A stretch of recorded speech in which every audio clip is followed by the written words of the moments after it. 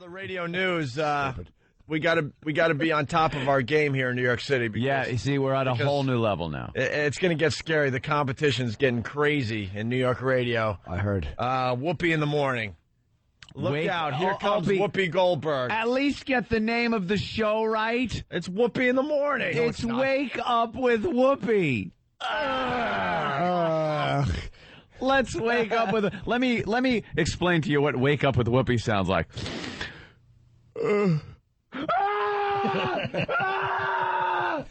All the letters match. Good thing she's doing a morning show. Otherwise, it would be nighttime with the. It would probably be just like a different radio show.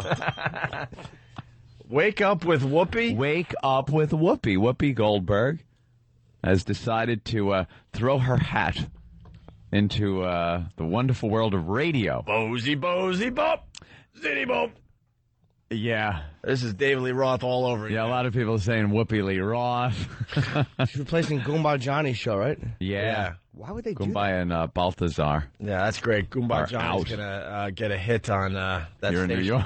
that? Funny if he was doing mornings here next week. Yeah, Yeah. that's really smart. Fire a guy that's connected to the mob. That's brilliant. Jesus, Opie. I don't know where you get your information That's from, brilliant. Opie, but Opie said that Anthony doesn't have I any read the idea papers. what goes on. I read the papers, and I respect the boys in the mob. Let me tell you something. I've met Goomba Johnny down at Caroline's a couple of times.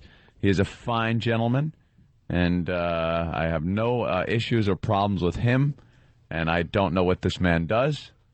I know he does radio, and that is it. We've just heard things. I have heard nothing. And Opie, we've read the weed things stuff, in the paper. the wee stuff you were saying, Opie. No, you were just saying this behind the scenes before he Anthony came knows into the studio. nothing. I know, as a paisan, as a fellow paisan, I know nothing. I've heard nothing, and I acknowledge nothing. You know what's scary about you being Italian? Yeah. Like, you just know things, and I've never questioned it. I don't like talking to you about it. But when they were looking for Jimmy Hoffa Yeah. in the farm in, where was it? Michigan, was it? Detroit? Where were they? Yeah, Detroit. Outside Somewhere Detroit? outside Detroit. You said day one, they're not going to find him there. Ain't gonna find him there. Like, you just knew. You just And- kind of and I have get- it in your blood. And I guess they just called off the search They a couple called that days off. And I'm that like, was stupid. man, Anthony knew from day one. I'm like, I don't even want to know how you knew that, why you know that. Or he's not at my house. He's not staying there. Goomba Johnny, he actually helped me. I was involved in a thing with a hooker in a brothel, and I woke up. I passed out. She was dead, bloody. And thank God that he was there for me. So the guy's a good friend. I would never disparage. Vito Corleone. So Whoopi's going to be doing some morning radio here in New York. Now That should be I'm terrific. scared. Now I'm scared because Whoopi. Wake up. How with do you Whoopi. compete? Wake up with Whoopi. That is atrocious. It really is. Maybe if you're a hot piece of ass, Some you would people use that as your show name. Wake up with Whoopi. Wake up with Whoopi. We've talked about celebrities that do radio shows. It's a great thing. They a lot of them make great guests. They make great guests. They come in, they're entertaining, they tell their stories. The host of the show guides them through their stories or whatever. And then someone gets a bright idea going, I heard her on the radio and it was very good.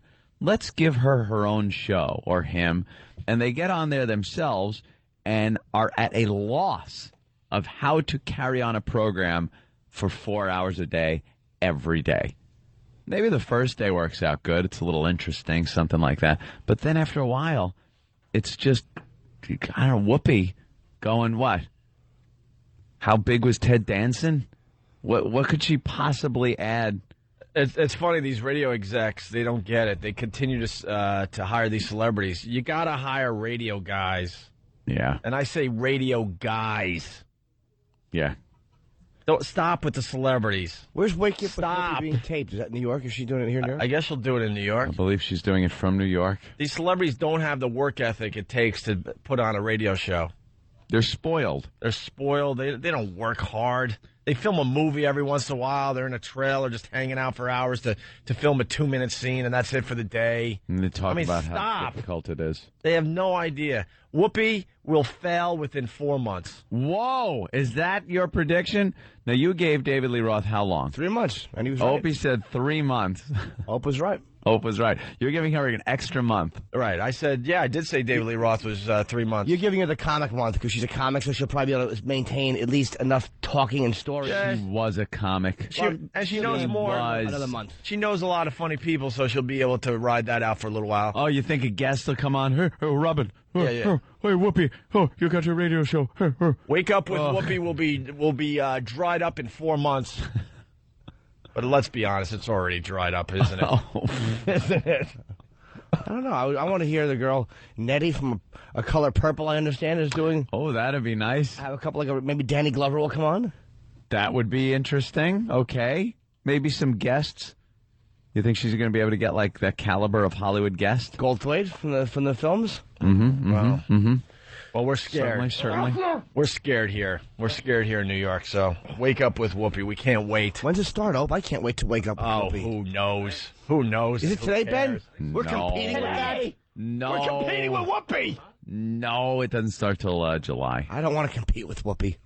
I believe that I heard they're going to do some run-through shows first. Oh, no. For like a week or so. Will they be on the air? Well, probably. When they tell you to do run-through shows, Run-throughs. that means they don't even have confidence. Run-through shows and shows that you're tweaking things. Those are keywords to uh-oh. Do you realize that Ant and I signed the contract the day before we started here? Yeah, bam, you're on the air. Bam, you're on the air. No warm-up shows, none of that crap. NEW, they made us do a couple of shows at like 2 in the morning. But it was on the radio. Yeah, it was on the air. And that was insulting. I wanted to rat that guy in the head. We got the funniest listeners out there, I'm telling you right now. They love to contribute. And we love competing in radio. We love it! Yeah. And Preston and Steve down there in Philly, they think they're getting a free pass. Nah. We're keeping close tabs on those guys, and we'll be attacking soon, Philly. And on, they don't just willy-nilly throw us on the air without doing a little of what they call, a little research. They test the waters before official numbers come in. And apparently, Philly taken very kindly to our return. Philly's turning around fast. Mm-hmm. And then we'd love to goof on a show here in New York, but they're all lazy. They really are. That's what's so weird about radio. You get to New York, and then you get to become lazy radio guy. Yeah, because this is pretty much the pinnacle of radio. If you're a radio guy, New York is the #1 market in the country. So once you get here, you figure you're done, and you really don't have to work that hard anymore to get anywhere. So, no one's really doing much. I wish we had someone to attack, but we don't at this time. They're all just lazy, going through the motions. When does Whoopi start? Oh, yeah, Whoopi in the morning. That'll be fun. Wake up with Whoopi in the morning. Oh. Whoopi Goldberg? Yes. I can't wait to play some of those clips until the C&D comes in. We can't wait. Because, wow, that's going to be just an abomination. Who doesn't want to wake up with Whoopi in the morning? Everybody. Everyone. Everybody. Wake all right. Up with Whoopi. Let me tell you what that sounds like, waking up with Whoopi. Ah! How much did I drink last night? My God. I'm in Mantown. You run out of her apartment with only one arm. That old gag. Exactly. Mouthful of blood. Right. Oh. Looking like a wolf as you're running down the street And after waking up with Whoopi. Everyone understands why you did it when you explain. Right. Oh. That would just be horrific. All right, we got lots to do today. Mel Gibson drunk driving. It's one of the greatest stories of the year. The drunk driving is the peripheral story on that whole thing. Oh, absolutely. He's out of his mind. I think he wants to be a shock jock. Shock jock Mel. I think he wants to be a shock jock. And then Whoopi Goldberg is our big competition here in New York. She started up today. We partook in a little of the Whoopi this morning, and all I could say is we're in trouble. Yeah, I don't know how we're going to compete with the Whoopi. Ooh, waking up with Whoopi in the morning. Whoopi and Cubby. Yeah, it's really bad. They were giving heat tips, and they said coming up we'll tell you what time it is or something. We're going to be talking about What time? What'd you say? We're going to be talking about the heat, and we're going to be giving you the time. And really, the time? Well, I best stay tuned. I best sit through the break so I can find out what time it is. And then when we get back, we say going into every break, the O&A virus spreading across America. Yes. It spreads big time starting tomorrow. Starting tomorrow. And we'll give you the details in just a bit. Also remember something we came up with years ago. Opie and Anthony always win in the end. Yeah. Oh, boy. Oh, boy. We'll give you the details next. We got Whoopi audio. Oh, good. You want to do Mel Gibson or you want to do Whoopi? If we got the Whoopi audio, I'd like to hear a little Whoopi. We like to know what our competition is doing in every fine market we're in. Yes. And here in New York, we got to start paying a little attention because, hey, Whoopi is here and she's doing radio. You can wake up with Whoopi. Right. How about that? Oh, should we tell people? Just ask Ted Danson how pleasurable that was. Waking up with Whoopi. I thought, I want to talk about shocking. Shock.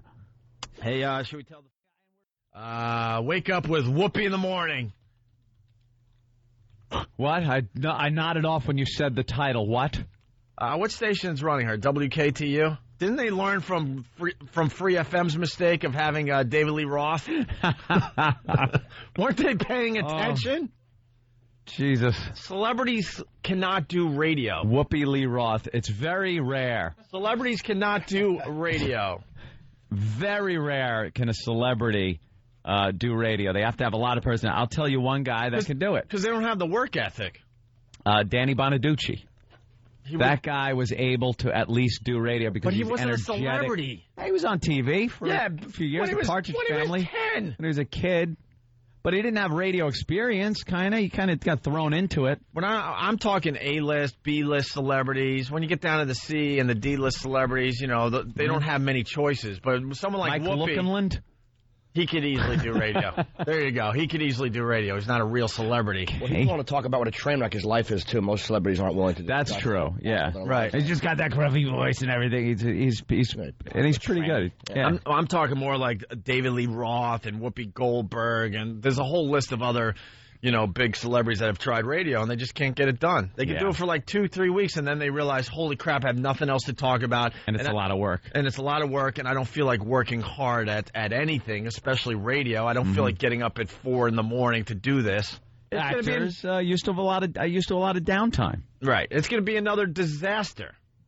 How is Whoopi going to fit in any of the celebrity shindigs at in the evening when she's got to wake up at an ungodly hour to do morning radio? And it's another dopey radio station that just says, no, all you have to do is show up. We got a radio guy in there. All you have to do is show up, turn the mic on, and just and just ride it out with them. Yeah, that's it.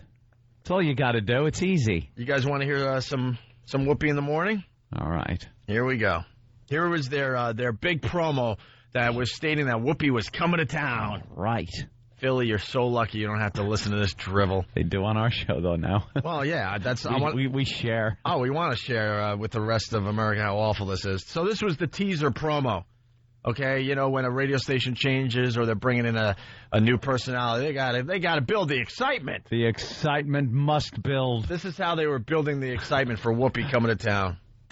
Yes. How excited am I that we are on KTU? I love this station. I love it. It's the premier dance station in the country, baby. We are building a new morning show. That's right. You and me, baby. You and me. Pass me that jackhammer. That's it? What happened? Is that it, really? It could have just been it. Is that the end? No? Yeah, Pass me that jackhammer, because they're building. No, it didn't crap out. That's it. All right. That's it. The CD has taste. Yeah. That's it. They sound very excited. They're building a new station or a new show, so hand me that jackhammer. They love the station. Building a new morning show with a jackhammer. All right, here's some more audio of Whoopi in the morning here in New York City. Good morning, everybody who is within the sound of my voice. Woo! It took a while to get here. It took a while to get here and to get up and run it. Now, Cubby, they heard you before they knew it was you. So say good morning to the nice people. Well, it's a pleasure to be a part of this show. Paul Cubby Bryant, you might have heard my name. Probably not on the level as Whoopi Goldberg. You're kind of like a worldwide superstar. But I've been in New York radio almost 10 years, and wow, we are on the radio.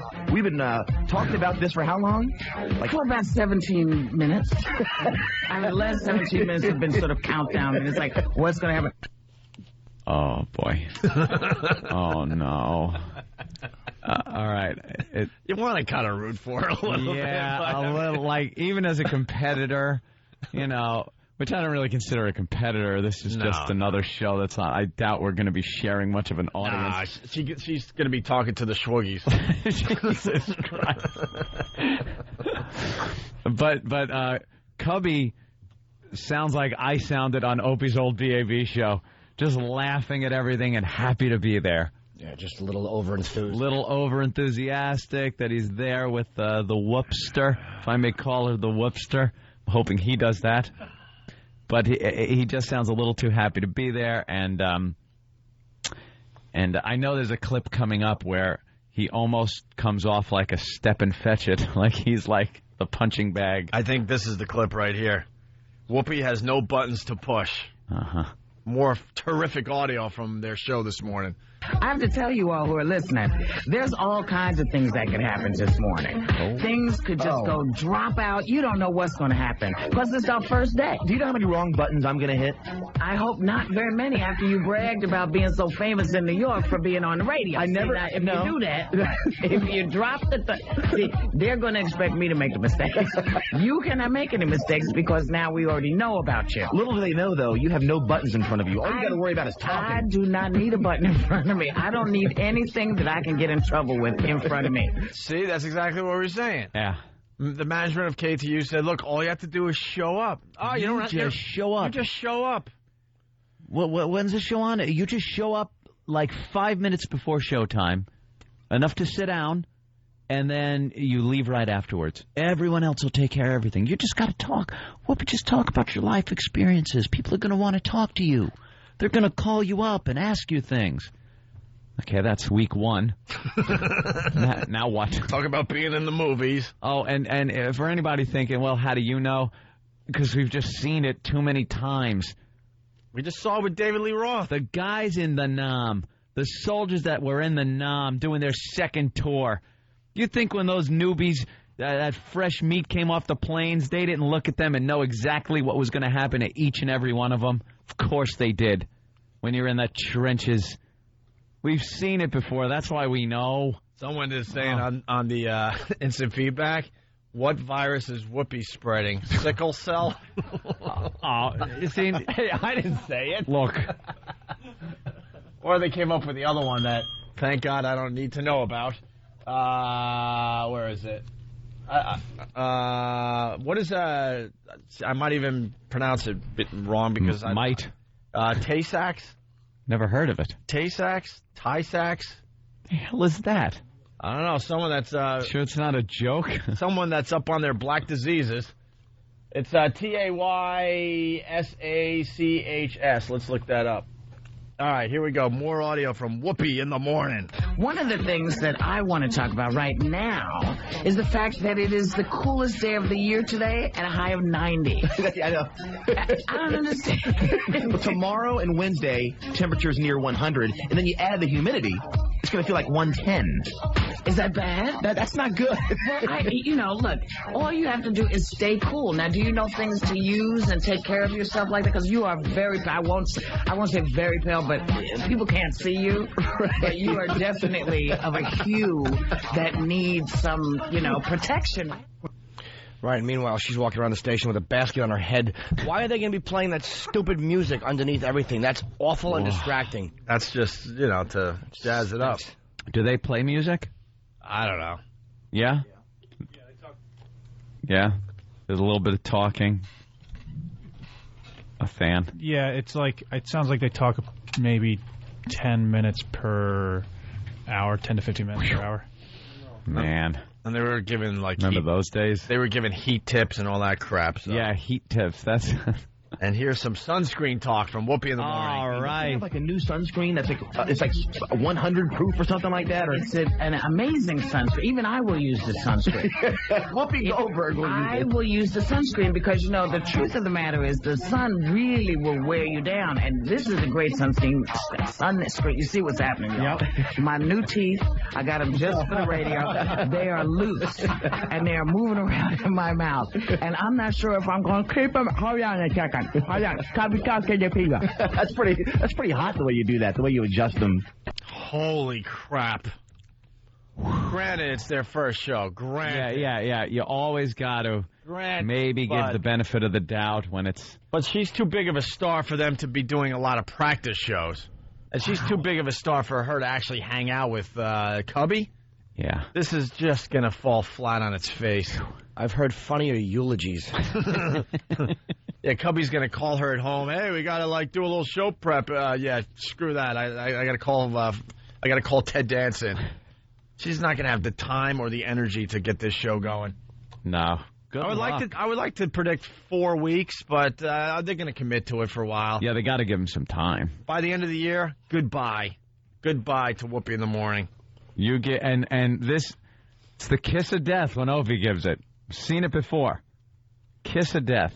How much time you give? Well, I don't think it should be on more than a month. Yeah. But, they probably committed. Mm-hmm. So probably the end of the year, unfortunately. Probably right around Christmas would be a good time when everyone's too busy, Christmas shopping to worry about their favorite radio show. I would love to say 4 weeks, dude. Yeah. I would love to, but no way. But no, No way. Too much invested. Well, it's Manners Monday on the Whoopi in the Morning show. So I'm just going to salute those guys and gals, actually, who ride around, who take care of us in the emergency services. I think they're terrific. When I see them, I'm going to wave to them. That's awesome. So there wasn't an emergency going on. They just helped her out. No, they just help. That's cool. They just help for no reason. And that's the one thing we want to really, talk about how this show is going to be. This show is all about good things, talking about stuff like that, talking about today. This show is going to be about talking about good things. You're Good finished. things. That's what people want to hear. People want good things. It's Smile Tuesday, everybody. Make sure you smile at your fellow New Yorker today. Don't forget.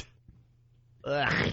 Stupid music is so distracting. Bum bum bum bum bum bum bum bum bum bum bum la la la la la la. Stuff like that. Talking about today. Can we make today Manners Monday? Today is already Manners Monday, but you know that. You have the sheet in front of you. What are you talking about? I was trying to act like I just thought of it.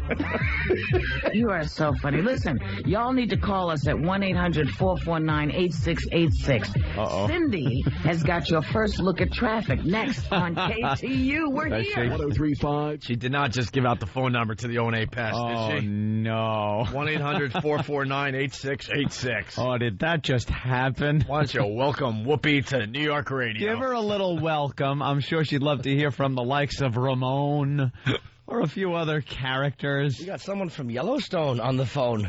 Like Frank the Frowner perhaps might want to get through. There's so many people. Oh, boy. Oh, boy. Oh. All right.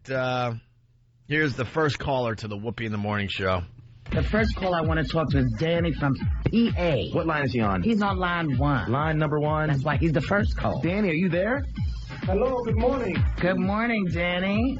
Whoopi, it's a pleasure to speak to you, Whoopi. Thank you, honey. You know you're our very first caller. You should go into our caller Hall of Fame. Yeah, that's going to last. Wonderful. That's great to know. It's a 2-hour drive for you. Are you coming in or going out of the city? I'm coming into the city. I actually moved to the Poconos about 6 years ago, Excellent. and I've been doing this commute for the last 6 years, and I've always been trying to get into the station, and today is a pleasure that I'm getting to speak for the first time in. Excellent. Well, I tell you, we are Shut thrilled up. that you called us up. We want to tell you that we're going to be here every morning to help you with that ride. We're going to be telling you good stuff, and we're going to be giving you a big hug on your way in. Big hug. But we have nothing for you for being the first caller. That's right. I'm sorry. Shut up. Truly Huge nothing. gratitude. But you got to talk to Whoopi Goldberg. How cool is that? Holy crap, this is going to be a disaster. Oh, that woman. Got a mouth like an outboard motor. All the time. Put, put, put, put, put, put, put, put, put, put, put, put,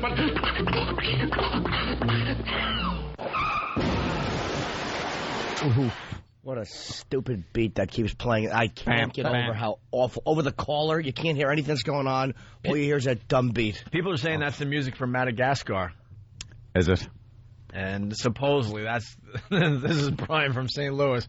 Hey, guys, how fitting is it that the music they're playing is the music from Madagascar when the monkey things are dancing? Oh, come on now. That's what he's saying, man. I just read him. Here's what I think of Whoopi. Goddamn rich Boss. All right, here we go.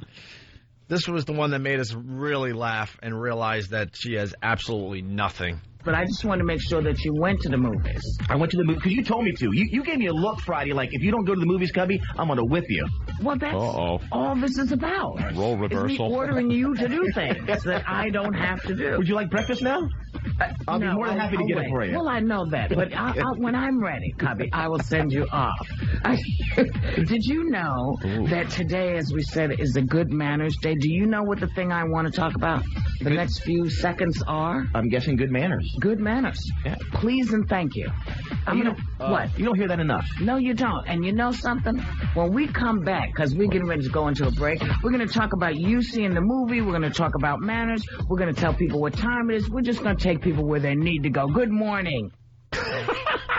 That's terrible. I'm sorry. That's terrible. I'm sorry. Please and thank you. Wow. How about this? If you put a gun in your mouth, I'll say, please pull the trigger. And after you do, I'll say, thank you.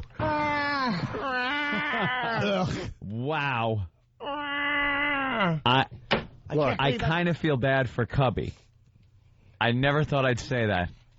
Guy in the business, 10 years, you know. And she's not going to take any direction from anybody. No, so she is so effed. And he's got to play the punching bag, I guess.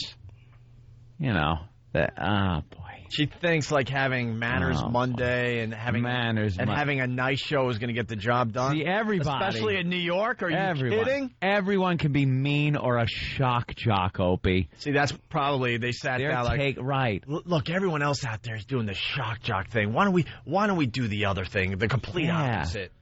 Why? We'll be your friendly radio show. Because that's why shows like Rescue Me get an audience and get the people talking about it and get people watching. Lucky Louie, The Sopranos, Deadwood, things like that. And nice, wholesome shows end up on obscure channels like ABC Family and Lifetime. Ushered off to Lifetime and things like that. Old series that couldn't make it. Oh, because people are vicious by nature. They don't want it. They don't really want it thrown at them, but they kind of like seeing people slip and fall. They like seeing people get hurt. They like when the news is bad, especially in other countries where it doesn't involve us. It makes it interesting. It gives people things to talk about. Hey, did you hear what happened? Horrible accident. It was just the worst thing. Yeah. No one likes nice things unless it's happening to them directly. But no one wants to hear about it. No one wants Manners Monday. We should try Manners Monday a little with our callers, Opie, because I noticed you're a little mean to our callers.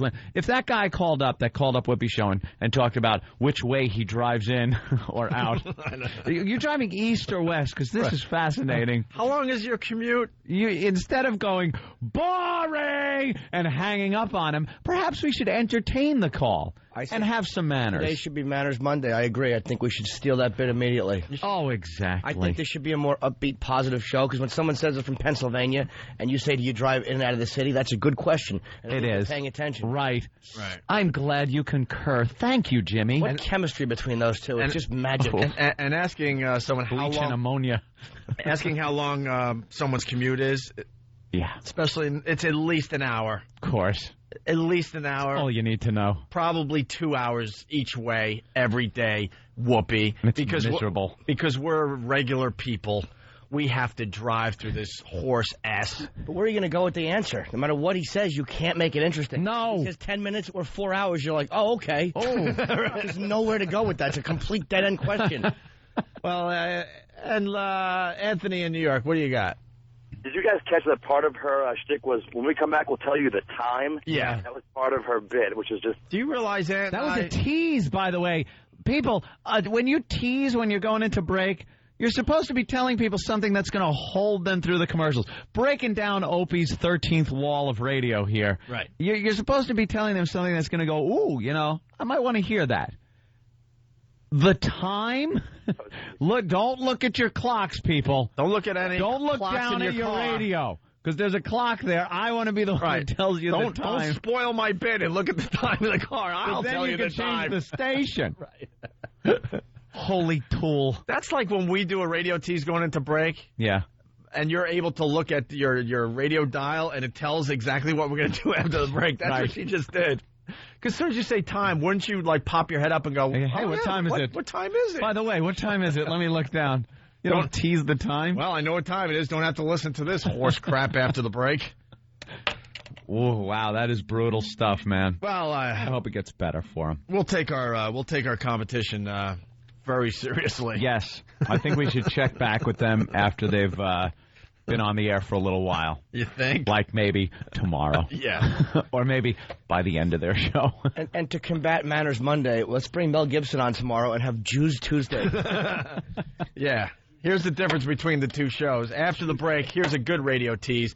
We get into the Mel Gibson stuff. That's not very nice, though, for Manners Monday. Yeah, well, I don't think we should go through Mel Gibson. Whoopi's doing nice and radio, so anti-Semitism. I don't think she's going to be touching on the Mel Gibson drunk driving story from over the weekend. No. But we will, in its entirety. Or she'll hit it with club music under it. Is he crazy? What?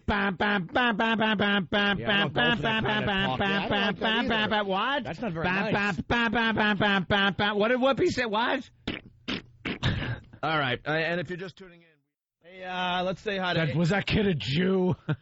let's say hi to April in the Bronx. April. Hi. Hi, April. How are you guys? Good. We want a quick call here. Let's go.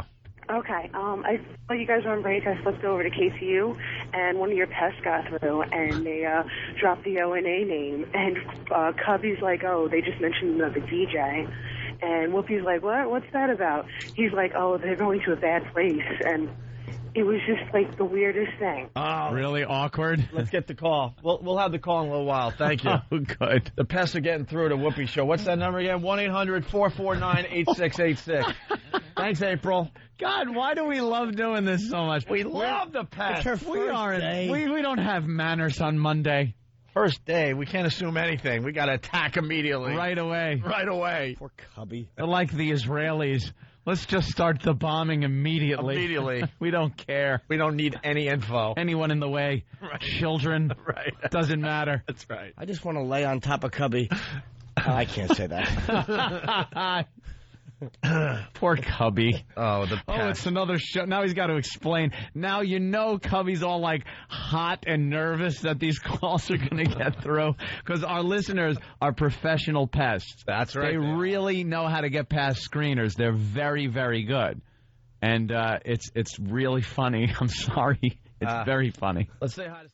We have an update. TJ in Atlanta. TJ. What's up, guys? Hey. They're already getting to the point where they're not taking calls; they're just taking questions to ask Whoopi on there. Oh no! Oh, Don't. now I Oh, feel, no. Oh, no. It's just You feel bad? Sister Act 2. Keep calling. Oh, She's hurt us enough. Oh, no. And I like Whoopi Goldberg. I don't hate her at all. I like her. Wreck her. just keep it going. Sister Act 2. Oh, no. Keep going, people. Pretty much, they're inviting the pest to call every day now. Oh, it's fun. No. How is she going to talk to her listeners if the pests are getting through every day? I think we could take over her show. Because, she wants to have that feel like she's one with the people. Right, bring the people in, and it's our nice. show. There's too much negativity out there. This is going to be a nice radio show. So you got to have callers. Give so me a you can- call and tell me how you're beating the heat. Yeah. Or how Only you're dealing with the positive. commute or who you're smiling at today. Oh, God. Who made you smile today on your way into work? That's my Whoopi question for the day. Opie and Anthony did while they were making fun of the Jews. Well, there was this guy I know at work. We call him Frank the Frowner, and he's usually sad. And Whoopi, today I was able to smile. Ramon! Oh, it's going to be ugly fast. Oh, boy. Poor Cubby. Oh, Poor Cubby. Well, thanks for that update. We've already wrecked their show. And finally... Apparently the pests have gotten to her. Why? What happened? Oh, boy. What I happened? think Ramon might have just called. Reports are coming in. Yeah. Let's see. Wait, we got Lisa on the line. She just heard it. Lisa! Hey, how you doing? Hey, what's up, Lisa? Some guy comes in and says he's from Tony from Garden City. He's an EMS worker, and then she starts screaming Ramon, and Whoopi gets all, like, indignant, saying, don't mess with the EMS, don't use the EMS to get to my show. All you radio shows are afraid of me. Yes. Howard understands what I'm doing. Howard, you're not worth the dust in Howard's shoes. Don't mess with the EMS. Yeah, she trashed us. Oh, she got it? We got saying, through that easy? We're not worth the dust that Howard walks in, so she's trying to kiss Howard's ass. Oh, that's going to help you. Speaking of dust, your show stinks, you ashy bitch. It's awful. Oh, Ramon got through. Hold on, Lisa is continuing here. What, Lisa? She goes, I have listeners too, you know. No, you don't. No, you don't. Bring them on. If you want to defend Whoopi, call right now. You don't have listeners. Oh, is this funny? Oh, this is going to be great. Her first day, and we're ruining it. No, it's, I love it. No, it's great, too. They're going to have to cover this in the paper. Once again, these dopey papers are going to have to write about our show. Spell it right. P-E-S-T-S. That's right. Pests. Pests. That's what they are. The pests are the ones that made it rough for Whoopi on her first day. She does have listeners, I'm sure. Every radio station has listeners. There's a couple of them. But there's no other show in America that has pests. Not pests. Trust me on that. Oh, you... Trust me on that. You magnificent bastards! And now that you acknowledge the pest, Whoopi, you're in deep, deep trouble. Turn it up a notch, boys. That's right. Turn it up. We don't have listeners. We have tumors with teeth. 1-800-449-8686 if you want to talk to Whoopi. Whoopi in the morning. How many got through so far? 2 or 3?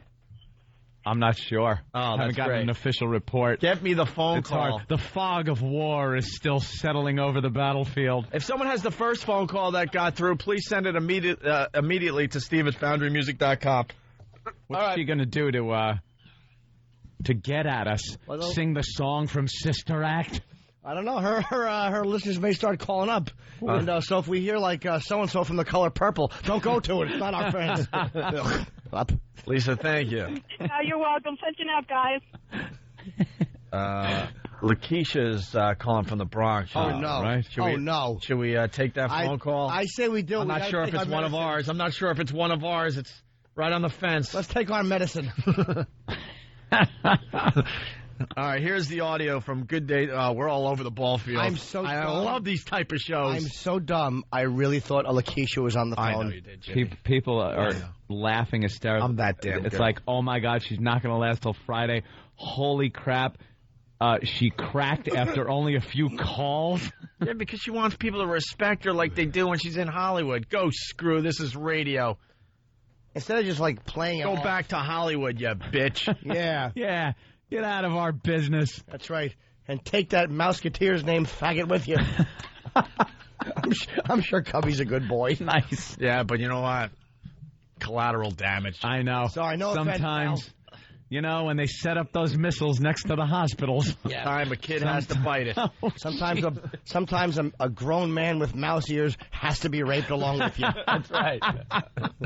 Go back to Hollywood. Crank it This up. is the real world, Toots. Oh, someone's calling her a Ted Danson sea dumpster. And as she was cleaning her hair out, he'd go, cheers. Get it?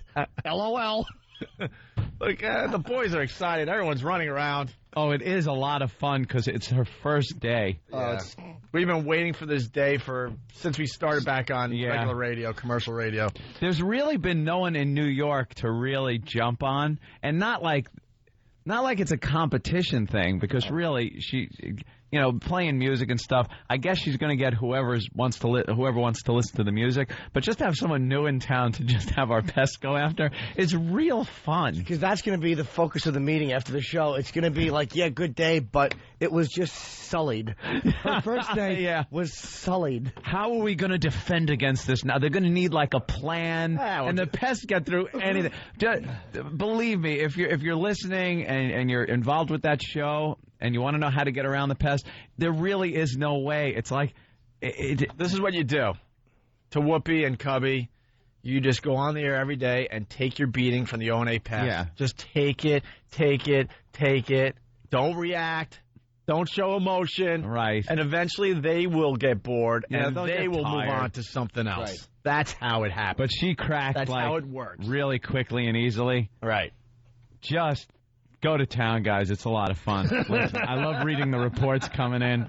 Hey, someone from their mobile device. As Whoopi went to break, she said, "Are thank you notes a lost art? Let's talk about it next." Oh, are you kidding? That's got to be a joke. It has to be a joke. No one actually even thought that, much less said it on a radio show.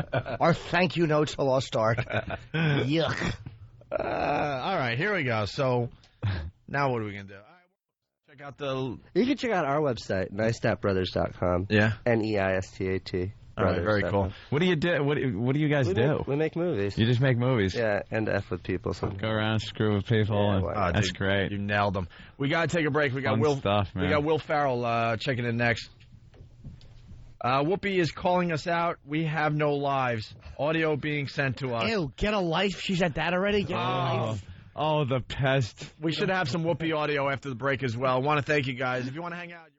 Hey, we got the Whoopi calls coming in. You guys ready for this? No. Yes. I'm really not. Well, there's people just tuning in. And why don't you give the big setup, please? Well, it's Wake Up with Whoopi. We'd like to welcome her to New York. It's her first day on the air over there at KTU, the station. Hey, look at that. We gave her a plug. But she's with Cubby, who he's been in radio in New York for about 10 years. He's one of these nice jocks. Yeah, very nice guy. Everything has to be nice. Never really made any... Don't ever get mean-spirited. Yeah. Never really made any big news or anything, which, you know, that's fine. You want to just have a radio career, that's fine. You don't have to be in the paper all the time or anything. And he's eked out a nice career in New York over the years. If you're in New York for that many years, I guess you got to be doing something right. They boot your ass right out. It's the #1 market. But they teamed him up with Whoopi, and I just see it as very awkward. They're trying to make this a nice show. Trying to make Whoopi's show the nice show, the alternative to this nastiness that's all over the air, permeating the airwaves. So they made the mistake and gave out the phone number because they want listeners to call up. And our pests have been calling and getting through. And it is the most awkward, cringe-inducing thing to listen to because they don't know how to handle it. I mean, people call us, and when they bitch about us, we're so used to it, we know just to go right into attack mode. It's very hard to get at us on this show. We have a defense. We have a great offense. We're a great team here. They fall apart. They just wet themselves, and it's over, Johnny. A couple of calls in, they're already cracking. She tries to get serious. Yeah, tries to scold us and the callers, and it's just... Oh, it's great. It's cringe-inducing. She doesn't get it. No. Well, we'll explain after you hear the audio, but here's the first clip. A Ramon call got through. We're going to go to line 7 to Tony now in Garden City. He's an EMS man. Oh, we love the EMS. Hello, Hey, Tony. guys, how's it going? Pretty good. Hey, I just wanted to let you know that I was doing my round in Nassau County. I go into a Dunkin' Donuts for the morning coffee. They have the show on, and they said, Ramon, Yeah. Yeah, that I felt that one. Yeah, I felt that one coming. Did you feel it coming? Did you feel it coming? It just... The wheels fall off at the slightest little problem there. And this I felt that. This is only the beginning. That was a speed bump, and all of a sudden she starts driving like Harry Chapin. So, hold yourself, Whoopi. Well, we got to her, so here's the next bit of audio. Yeah. What's cool? We're a brand new show. Today's our first day. All right, hold on. I got to address that because I forgot what Cubby does here. If you're on the air going, you know what's cool? You know what's great after you've just been bashed? It's not cool, and it's not great. Exactly. You are miserable. Right. You're smiling and pretending you're eating cotton candy while that uncle breathes whiskey into your face from the back. That's what you're doing. Don't dissociate, you silly goose. You know what's great? You know what's funny? At this point, you realize you don't have the chops to deal with this. And it's that you are screwed. And it's early, day one, and you're already at a loss of what to do. Yeah, you've just walked into the new job, and your greeting has been a kick to the teeth. And you're wiping your gums in the sink going, you know, it's great. That other guy thought I was such a threat to his new job that he kicked me in the mouth. Right. And you don't know which other worker is going to kick you in the teeth throughout the rest of the day. You know what? You have lemons. Just eat them as lemons. Stop trying to make lemonade. You don't have any sugar, stupid. Get a sourpuss. The glass is half empty. Exactly. No, it's not half full. It's half empty. And if it is half full, it's half full. You know what's really cool when you try to say something funny? Isn't it funny? Isn't it great? When you flop a line? I hope they think the glass is half full, and it is, with AIDS. They're going to come up. They're going to come up with reasons why we're doing this. Yeah. In the audio you're about to hear. Let me make it perfectly clear for the listeners out there that don't really know about us yet. We're just bored. Yeah. This spices up our morning. It spices up the listening pleasure, and it gives something. It gives the pest something to do. A homework assignment. That's all it is. We're not thinking past that. We're not thinking, this is competition. We like making people miserable. Yeah, it's fun. And one reason, because we're bored and we have to fill up 5 hours of radio a day. And because her last name is Goldberg, which is Jewish. And we're gay. As you know, when I get drunk, I don't like the Jews. Oh, she got the double whammy. She got the old Sammy Davis. All right, here we go. So they're going to explain what's going on here to their listeners. Getting it all wrong. You know what's cool? We're a brand new show. Today's our first day. Yeah. But a lot of other radio stations are nervous about us, and they're talking about us. Well, but Isn't you that know funny? what? You know what? Why would they be nervous? We got I'll tell you why we're nervous. Because people who are listening to that dreck are going to throw their radios out the window and not be able to tune in and hear us. And it will affect us in the ratings. They'll kick their radios. Another Whoopi clip. Oh, help me! Help me! Help me! And Cubby clip. Hey, where are the white women at? Here we go.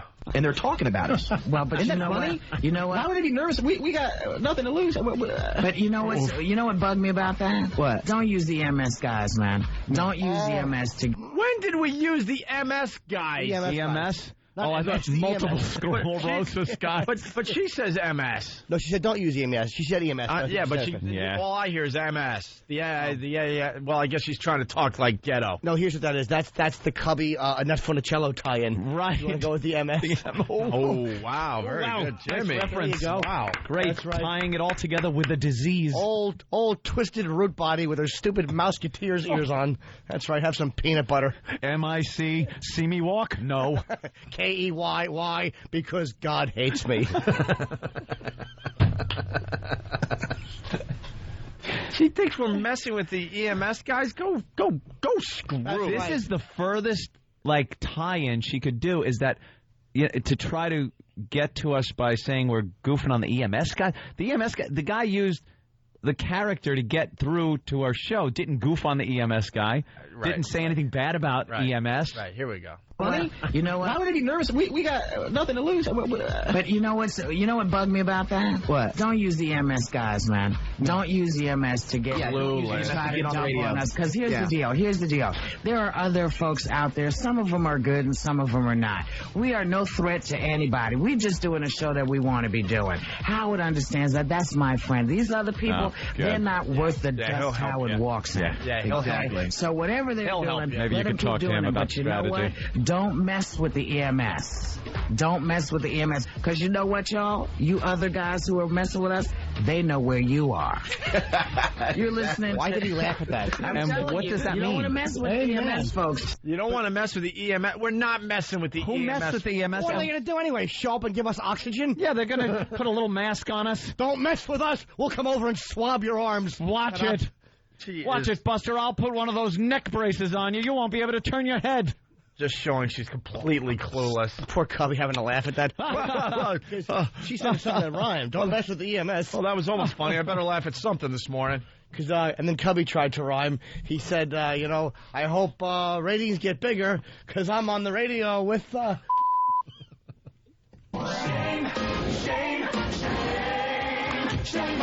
Shame on you, Jimmy Norton. What?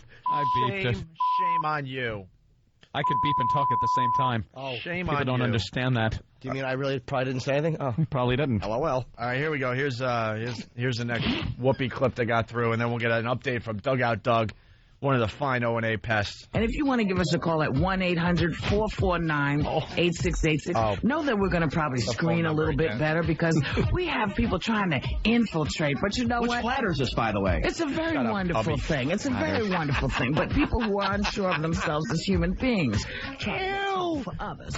Not sure. Ew. We're Come on, I'm missing all the goodness. Wait. I I'm know. missing all the goodness. I have to, but Get your ears out of the your way. teeth kicked in, and you start to go for the psychoanalysis. Right. She's now psychoanalyzing us. You're just doing that because you're insecure. Exactly. You got it. Is that You the got best us. you have? That's what all performers are. We All right. love watching other people bombing. Exactly. Why are you a stand-up comic, stupid? Because you're insecure. Thing. It's a very wonderful thing, but people who are unsure of themselves as human beings try to make trouble for others. Waking up with Whoopi. 103.5. Cubby and Whoopi hanging loose. Hanging loose. Holla. Oh, wait, ew. Did Cubby... Wait a minute. Ew. Hold it. Did Cubby just say holla? Holla. I hope not. No. That's a misunderstanding. No, he didn't just say holla. We do this to get under people's skin, and we're bored. That's the only. We don't think further than Cubby, that. stop it. No, holla? don't say holla. You don't do that. No, unless she's trying to shave you and fight the urge to cut your throat, you don't say holla. Don't say holla. We have any more coming in? Hopefully. Let's say hi to Dugout Doug. Doug.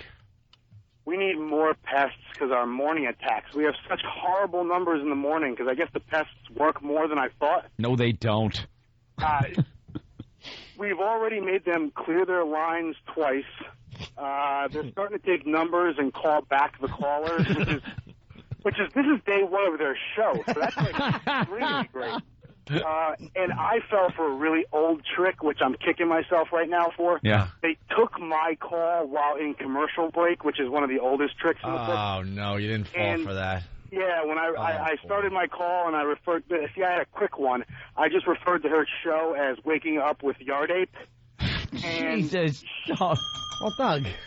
Gee, maybe that's why there's a problem. Doug, and what we like is, if it doesn't make the radio, that sucks, but we would love to hear the actual phone calls. Yeah, I know. And You can send those in. Dugout Gibson. Yeah, no kidding. Jesus, you racist. Not to chop her head off, just make her life a little miserable. But for those of you that want to get involved in the pest activities, the MySpace is myspace.com/Opie and Anthony Pests. And you can get the information there. We need more people for the morning because you guys are on in the morning on FM now. It makes no sense for us to be hitting people at night. We need to go in the morning more. All right, very good. Very good. It's been a lot of fun so far. All right, thank you, Doug. Good job, sweetie. We got to take a break to catch up a little bit, but the Whoopi attack is on. And we're doing it just to have fun. We're not scared of Whoopi in the morning. Trust me. Trust me on that. Threatened, according to a Cubby. Holla. We take all radio shows seriously, but this one we're not scared of whatsoever. Holla. Holla. Holla. Let's say hi to Jamie in the Bronx. Jamie. Hey, what's going on, guys? What's up, Jamie? Yeah, I was listening to Whoopi's show during your commercial break. She's lying to her audience already. Why? And she's telling everybody she's cute. She looks like a fugitive from a pancake box. That doesn't even make sense. The fact that you said a fugitive from a pancake box. I know, that's what made me laugh. Why would you have to be a fugitive? Like, why would you run away from that? And what he wanted to say was, this is what I like about it. He wanted to say Aunt Jemima, but he was trying to, like, kind of make it clever. Like, he just kind of fell down. A fugitive means that you left the pancake box and you're being chased. How could you possibly leave the pancake box? Right. First of all, yeah, you can't leave the pancake box. Secondly, why would anyone chase you for it? Right. Who, the Aunt Jemima people couldn't replace you? They have to chase you down? You make no sense. Sir. All right. Fugitive. For today, the last O&A pest call to the Whoopi program. All right. I don't know what time the show goes till. Oh, yeah, there may be more. There may be more. I mean, once we get over to... Don't mess with the EMS. What time?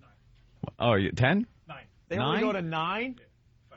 See, we have no choice. We have to end at 9 so we can continue on XM. Well, and I'm sure at 9 o'clock they're going to be like, whew, thank God that's over. This is payback for firing Gulban Johnny, who's my friend. Right. I like Gulban Johnny, and I don't like the way he was let go. There you go. Like the EMT, you don't mess with him. Here's the last. Well, EMTs also actually called emergency medical technicians. Okay. Yes. Here's the last O&A pest call to Whoopi. And then we got Jerry in New Jersey. What line's he on? He's on line 7. Lines. We had so many lines ringing, by the way. I bet. Why do you think? I bet you Why do you think? Oh, they were all excited. Oh, that's a shame. They were all excited when the lines are all lit. Like, wow, we're a hit. Look, we're an early hit. The buzz this is true. Great. Oh, no, that is tragic. Oh, look at that. Because you know how radio is. Oh, yeah. So you're looking at the lines going, oh, man, we're a hit. Yeah, it makes everyone's calling. They're interested. There's a buzz. It's all our pez. We're the buzz in New York radio. Oh. Yeah, when we see our phones lit up, we're like, oh, all right. All right, we're on a subject that people maybe want to talk about. Something is happening. Holla. We promoted this on our show, so all those calls ringing were our pests trying to get through, and this one got through. He's on line 7. Lines. We had so many lines ringing, by the way. My goodness. Which is pretty cool. They're all from my mom. My mom's calling in. What's his name? Hey, Jerry. Hi, it's Jimmy. Oh, I'm sorry. They wrote down Jerry. Yeah, it's my birthday. I feel like it's been my birthday this whole year. Oh. I woke up today. I realized it was my birthday, but I had the old gravy leg. So tonight I'm going to the O&A Party Rock, but I wanted you to say. All right. I love the disgust. That's my favorite part. All right.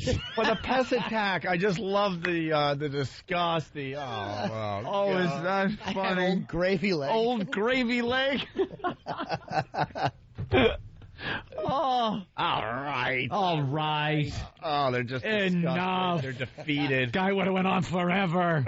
Various references to that dumb show that I got to make believe I don't know anything about. That's the best, too. That show that I have no clue about. Yeah. Yeah, all right. Leg. So tonight I'm going to the O&A Party Rock, but I wanted you to say. All right. It was like.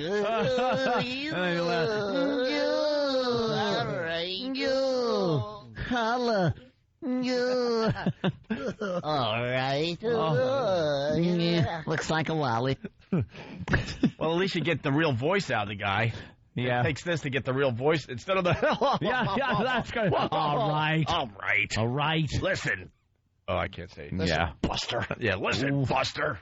Pally. So tonight I'm going to the O&A Party Rock, but I wanted you to say. All right. He's talking about another DJ. He brought up another DJ on air. Wait. Oh, you know what was going on there? God. You can see her like moving. You can feel it. She's moving away from her mic. Like what? What just happened? What? She has no clue. What Cubby's probably making arm motions like, "Don't get out of this." She doesn't know what's going on, so now he's got to explain without. Giving us any recognition or really acknowledging it. Pandemonium. What is the dishonesty about not saying the name? And believe me, nobody here thinks that being on Names on Whoopi's show is going to make this show bigger. But we say Whoopi show, KTU. Tune in if you want. Yeah, there you go. Give it a shot. Who cares? Where is the bravery and honesty? That must have just looked like the inside of the command module of Apollo 13 after hearing that bang. Just people waving their... What the... Hey, what? God. What? Cubby, we have a problem. I'm not...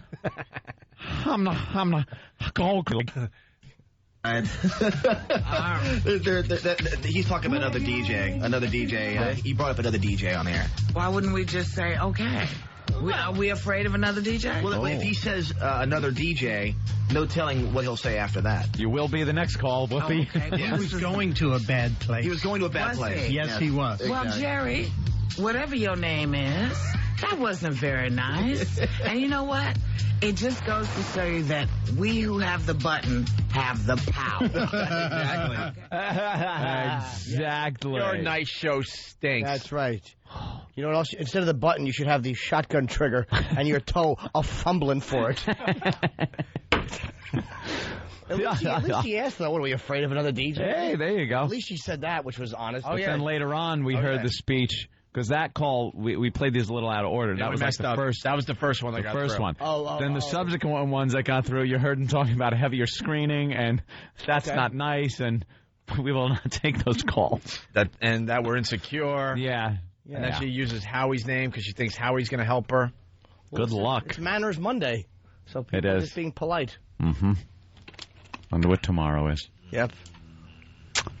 Can't think of anything. Something with a T. Something with a T. Tuesday. Followed by a Tuesday. How about it's timely to no. Let's go to Nigel. Nigel. No, nothing. Good morning, guys. Hey, Nigel. I want to thank you guys, man. You guys have got a great show. I've been listening to you. You are a virus. I am hooked on you guys. I like the way you can take the day's topics and make it run. It makes me wish I had XM because I would love to hear you two cursing. I swear to God I would. Well, thanks, Nigel. Listen, that's you guys sweet. crush Whoopi Goldberg. Crush all these other clowns, bro. They're not even DJs. I'm a real DJ. I'm a Negro who spins rock and roll records. You crush all these clowns. Earl? Have a great day. Is that you? Thanks, Well, buy an XM, you silly goose, and you can listen to us all day. Or at least steal one. Someone stole mine. Someone did. Someone stole mine last summer, so they're a hot item. Oh, look at what Opie and Anthony continue to spread as pests. Pester Whoopi. The pest got a headline The pest today. getting in the headline. O&A Pest get a headline today. How great is this? Congratulations. Wake Up with Whoopi made its debut today on... Anthony, the T is silent. Ah. Well, not really. I think it's kind of a soft T. Debut. Debut. Its debut today on WKTU New York before launching nationally on August 14th. So, pests, on August 14th, you'll be national. Keep it going. We love it. Day one of the program of the program found the celebrity-turned-DJ getting an introduction to the prank calls from the competition. At least 3 different calls from the pests of XM Satellite Radio's Opie and Anthony program made their way on the air, dropping references to the duo's program in the process. Upon finding out the callers were from the O&A program, Whoopi said, quote, "There are other folks out there. Some of them are good, some of them are not. We are no threat to anybody. We're just doing a show that we want... We just doing a show. We just doing a show that we want to be doing." That's why I corrected it. Howard understands that. Stern, of course. That's my friend. That's my friend. Howie's not your friend. So she's instantly right there trying to make some connection where she thinks she's going to pick up. Boy, that's going to scare us. Yeah, boy, they'll all... You're obviously Howie's friend. To you. I'm sure Howie's told you the stories, right? These other people, they're not worth the dust Howard walks on. By the way, that's gold dust he walks on. It was part of his Sirius contract. No? Okay. Lost some money. Golf. Oh, dear Lord, I just We don't really fell. see a lot of gold dust. True, Jimmy. Thank Silly. you. I mean, where do you see gold dust? After another pest There's gold dust. No such I think thing. back in the Old West during the old panning for gold days. Yeah, but this gold is solid. You don't pulverize it could gold. Be dusty Yes. if you're cutting it up. But that's not even an expression in anything All right, you win. I suck. The roads are paved with gold dust. Are they? Why did you have to take away my moment? Dude, your moment's fantastic. I wanted to help. No, I thank you for that, I'll by the way. kiss you square on the mouth. It's true, gold dust. These other people not worth the dust Howard walks on. Another pest made it through. Whoopi warned, know that we're going to screen better. We're going to screen better, yeah. So she's on top of the situation. But there you go, Pest. Congratulations. FMQB.com has the headline. Yes, Big Kev. Nothing. I didn't say anything. No, you got a headset on and everything. I'm just listening. Sorry. And then they talk about our Chicago and San Francisco thing, so that's cool. WCKG starting tomorrow. Getting some nice headlines today. Yeah, Chicago. So, all right. And what was the other thing? Whoopi Goldberg started doing radio here in New York yesterday. Wake Up with Whoopi is what they're pushing. And we'll get into it next, but it got really interesting after our show yesterday.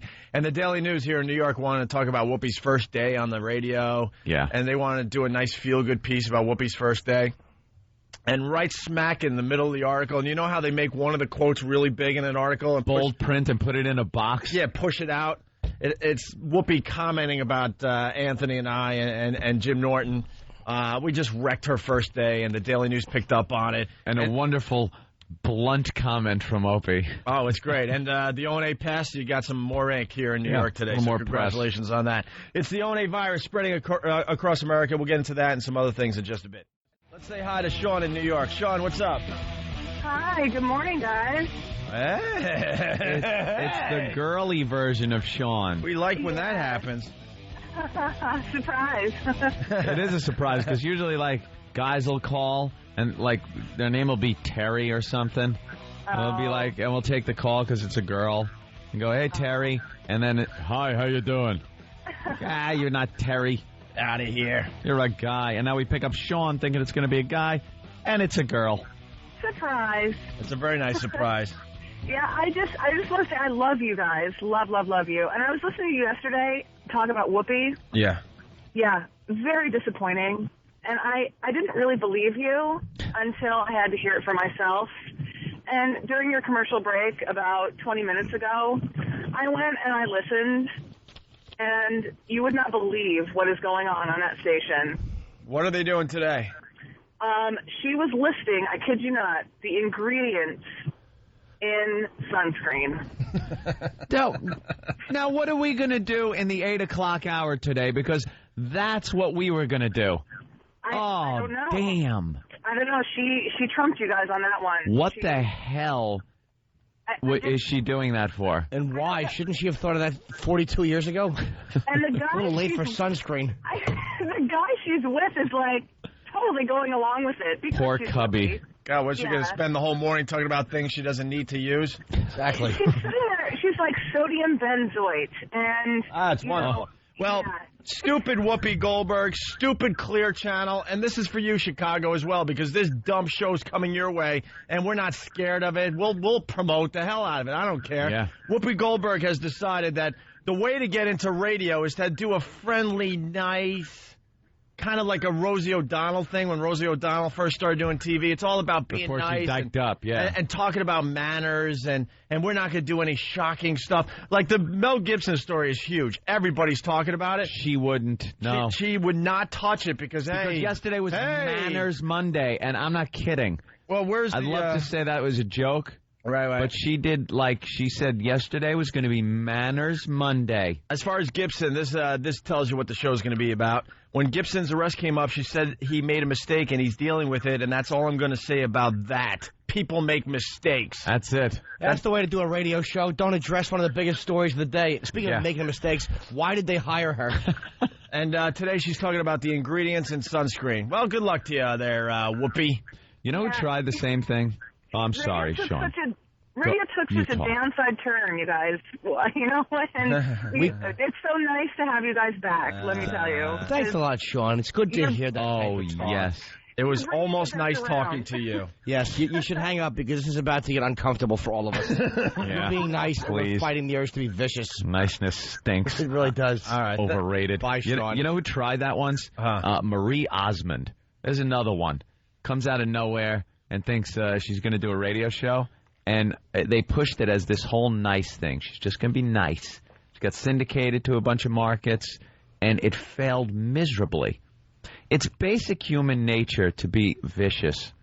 We like things. Even if you're a nice person at heart and you treat people nicely, when you watch the news, you don't want your life to be boring.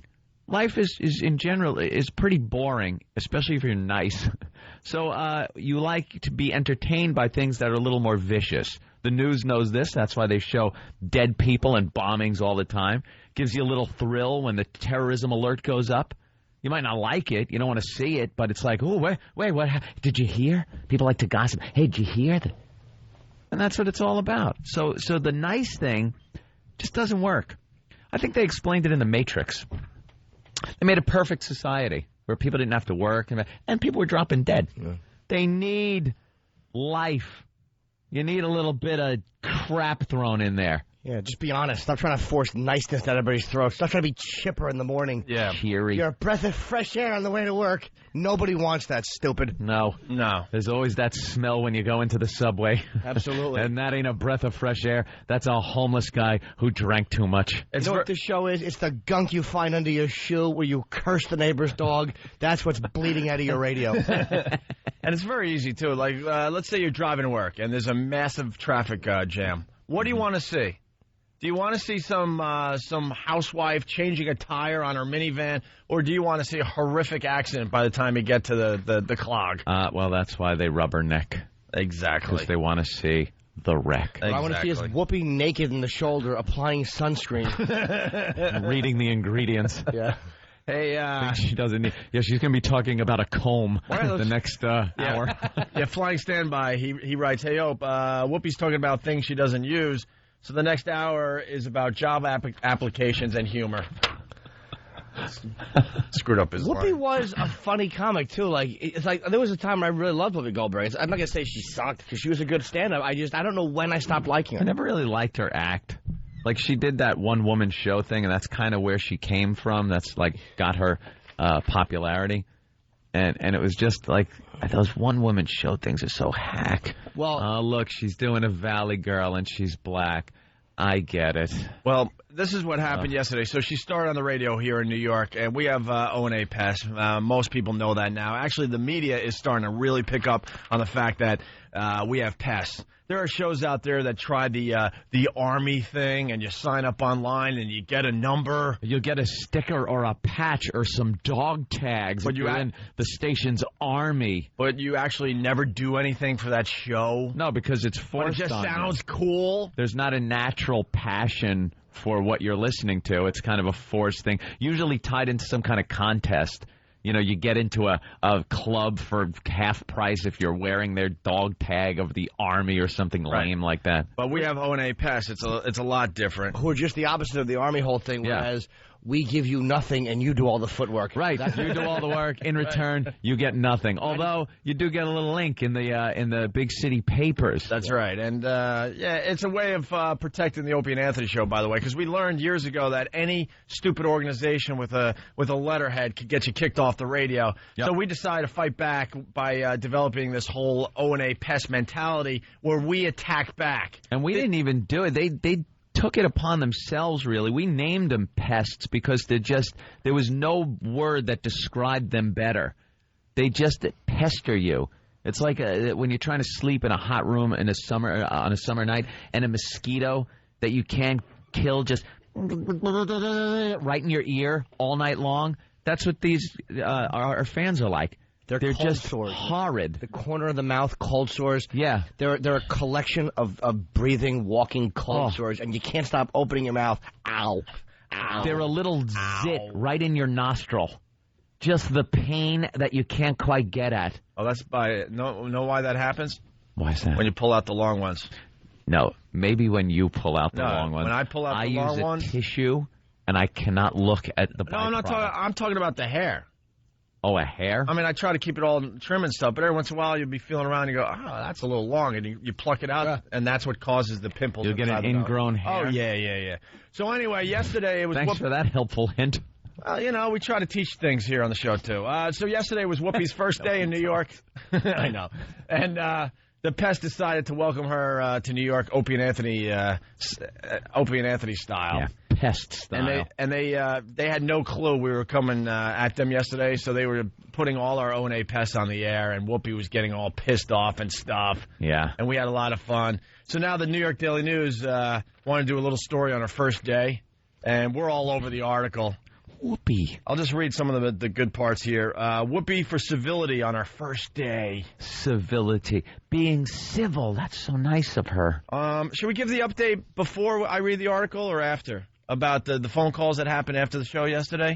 Whatever you want to do. I don't know. Well, the O&A pest got to Whoopi and Cubby and Clear Channel so bad that all the big execs at Clear Channel calling our bosses trying to get us in trouble. Ew, for what? Yep. It's illegal to be playing Whoopi audio on the Opie and Anthony show. Yeah, I know, because it's illegal. Crash and burn. And you know what? Our lawyers did the right thing. They fought for us, and guess what? It's not illegal. It's called acceptable usage. And we'll continue to play her awful radio show on our program when it makes sense. Yep.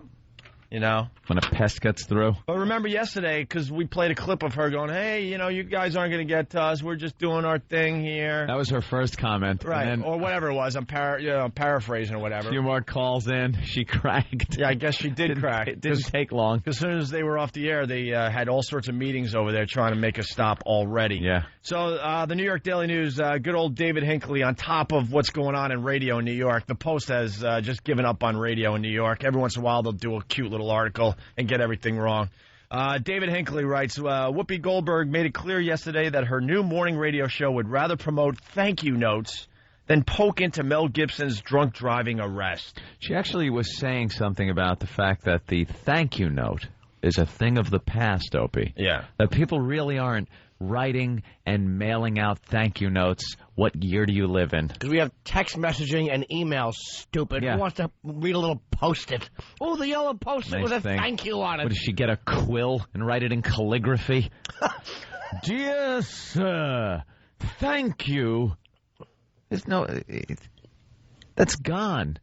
That type of stuff is really gone. Maybe it is unfortunate, but it's just the way it is. Now you email. Is this from today? Thanks, ass. Thanks, a mill.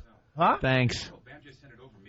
Thanks for the happy ending. We got Whoopi talking about us today. What happened? What did we do? She upset. Look, man. Barely touched her. Keep it positive, Whoop. Look. Keep it positive. Right. You're not going to find a more honest show than the Opie and Anthony show, okay?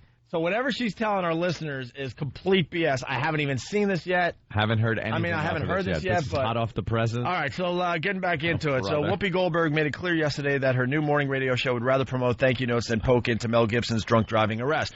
Goldberg and her partner, longtime Z100 afternoon host Cubby Bryant, made nice at every turn during their first morning. Tell me something good, Goldberg said to callers, who she praised for projects that range from creating jewelry for adoptive parents to playing music at senior centers. Holy Jesus. Are you kidding me? Did you read that last, what would that last statement say, please? The last sentence? The last sentence? Hold on. Read back from the transcript. I need a nice sound effect for this. Promote something positive. I'm sure Pat Munaki might have a... I got it, Jimmy. Tell me something good, Goldberg said to callers, who she praised for projects that range from creating jewelry for adoptive parents to playing music at senior centers. Oh.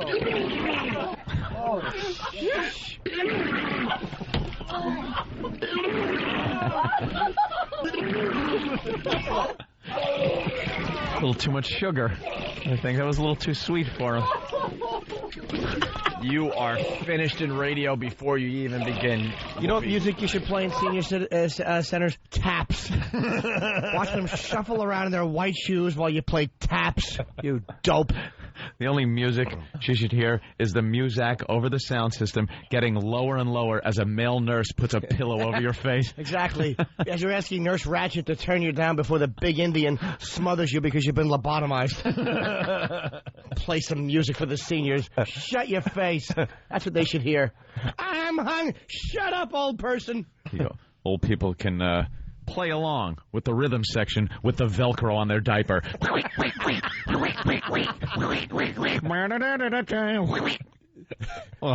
here on the Opie and Anthony show, we bully the elderly. That's right. Make that into a promo, Steve. They're easy targets. That's right. We know. Can't even run. They can't hear you, but they respond to a fist. Oh, you know it's easy to catch them, too, if they're using one of those walkers with the wheels and the handbrakes on it. You don't know the tension release you feel when you hit a real old person and they fall backwards and their shoes are still right where they left them. If you need handbrakes to stop a piece of aluminum that weighs 3 ounces, maybe it's time to cash it in, Burden. Exactly. Oh, go put the tennis balls on the front of it so it doesn't scrape up your floor. Don't you notice when company comes over, your family puts you in the little small bathroom with the cat box, and you sit there and you talk to those little coated treats? Just sit there for an hour. Right on, man. Right on. You sit on the tub, irrelevant. Blah, blah, blah, blah, blah. Back in the... Yeah, we know. Blah, blah, blah, blah, blah. The cat's even bored with you. Continuing with the Whoopi article from the New York Daily News today. Thank you notes came up as part of the Manners Monday theme, wherein Goldberg lamented the erosion of civility. Yeah. We're going to save this woman, by the way, because as each day goes by, one of these days, she's just going to unload and drop the C-bomb on us and everything. She's going to lose her mind. She asked for callers' pet peeves about manners like not offering seats to pregnant women. What? Holy Why would crap. you give some pregnant chick? She's one chick you know you can't bang. Why be nice to her? When Gibson's arrest came up, like I said, she said he made a mistake and he's dealing with it, and that's all I'm going to say about that. People make mistakes. Pest alert! Pest alert! Pest alert! Offer a pregnant woman a seat. Here's on where a boat in Modesto. Here's where the pests get involved. In the world of morning radio, often edgy and usually at least mildly suggestive, Whoopi in the Morning at times made a family-friendly station like WOR sound like Opie and Anthony. Whoa! Speaking of Opie and Anthony, yeah, the WFNY team encouraged their prank-minded listeners, and then in quotations and parentheses, pests. Pests. See, at least he knows the terminology. To call Goldberg. While Bryant dumped the calls, they spurred Goldberg's only flash of mild annoyance. Howard Stern is my friend, she said. Really? These others are not worth the dust he walks on. Dust is a good word. Opie and Anthony responded with glee, Opie saying, "Go back to Hollywood, you bitch." Nice quote to have in the paper. You're angry. You're an angry man. Yeah, as you smile ear to ear. Shut up. Hysterical. And then it says, "Welcome to New York," and then it continues with how nice her show is and how boring it is. Hey, glance over Mel Gibson. That's a big story. You probably know him. You've met him. Well, that's the problem. That's why she's not going to be able to do honest radio, because you're going to have to talk bad about your friends sometimes. People make mistakes. Well, there's a really original sentiment. How old are you, 4? A mistake isn't something like Mel Gibson did. Yeah. That's an ideology. That's like saying, Hitler and the Nazis made a mistake. Yeah. It's one of those things. A mistake, driving drunk could even be considered a mistake. That was the mistake. You have a couple of beers, you don't realize maybe you're over the limit, you drive, you blow into it, you're over the limit. No, I just realized, Bill from Waterford, I got to back up slightly. Yes, San Francisco. Anthony mentioned a boat in Modesto. Oh, well, I'm trying to keep it local for the people. How far? And then he writes, "Get used to it."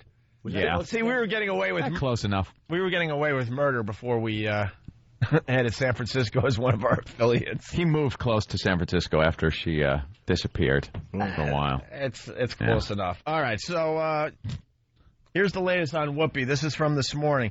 Whoopi addresses O&A, the pests, and Howard. Explains how she's making moves to deal with the rude callers, which is to say she isn't. Here's the audio from today. She tried to get our bosses to get us in trouble, and it's just not going to happen there, Whoopi. Well, this involves us. Let's give it a listen. I like it. Because you know what? Chin up, Whoop. When it comes to radio, we're smarter than you. On the other hand, there are shout-outs there from other people we're not even going to think about. Don't even mention them. Well, no, you have to mention that you know that they're there. But, I'm thinking they call me something ugly. They call me some kind of weird word. Are you going to do something about it? And I already did. Oh, you did? Oh, yeah. Oh. They won't know when or how. Oh, you slide under the radar. I am just like, ozone air. Nice. But good morning to you, Opie and Anthony, whatever your name is. Glad that you're around, too. Hey, Howard, we love you. You know what? Howard's not going to help you, Whoopi. Yeah, Whoopi, sorry. He's got his own problems to deal with. You're such a stupid newbie. She thinks using Howard's name is going to get to us and get us all scared. Howard's not helping you, Whoopi. Howard ain't protecting you, Whoopi. He's barely doing his own job these days. I think he's off I think he's in the Hamptons somewhere. Right. I don't even know if he's broadcasting. Who knows anymore when he broadcasts? You know who could help her? The DJ that's playing that stupid same beat behind her. How about turning it down and talking? Boom, boom, boom, boom, boom, boom. Nobody wants to hear that. Can't hear what that bore has to say with that beat going on behind it. You're going to have to go to Plan B because Howard's not going to help you. He doesn't give a crap about you and your stupid radio show. Out in the Hamptons, I can't be reached. Please leave a message. Hi, Howard, it's Whoopi. And I just want to say that O&A give me trouble, and I need your help. Damn it. Hi, this is Howard. Yeah, I'm in the Hamptons. You can't reach me right now, but I'll try to get back to you. Stop it. I invented the messaging machine. Yeah, Howard, it's Whoopi. I got cut off. I just want to let you know that O&A... No, she didn't. Mailbox full. Right. Yeah, Howard's going to help you. Sure he is. Sure he is. That's enough. She's done. Thanks. Oh, and there's nothing better than when people say something doesn't bother them over and over again because it just means it really, really bothers them. And it looks like the comment about calling her a bitch really got to her. There's nothing you could do about that, Whoopi. It sounds like she's going to try to do something behind the scenes. What are you going to do? Uh-oh. You're going to sue me for calling you a bitch? Going to get Ted Danson after you. We won't know when. No, what they're going to do is they're going to send Sister Act 2 over, and we'll just kill ourselves watching it. They're gonna put us in straitjackets and make us watch that horse crap. That was like some kind of veiled threat almost. There's nothing you can do, Whoopi. Is it like some kind of a veiled threat? No. He won't know what's coming, but... Oof. I have nothing. Whoopi's West Coast. All right. So I'm trying to figure out what to do. So right now I'll act like I'm working on a plan when I'm really not. I'm just babbling while good old Cubster yucks it up. Poor Cubby. Oh, I slide into the radar. Do you?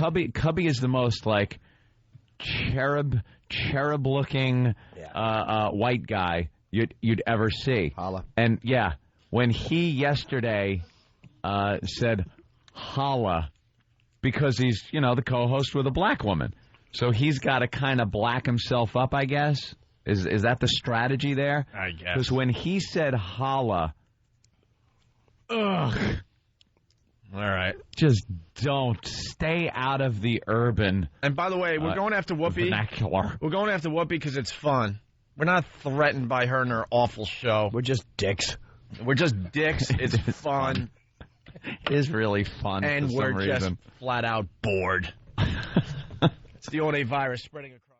Hey, just a little bit more on Whoopi, and then I promise we'll move on. We shouldn't, though. I can't get enough of this. This is the greatest audio ever. But someone called and said that she was actually talking about sunscreen and the ingredients in sunscreen.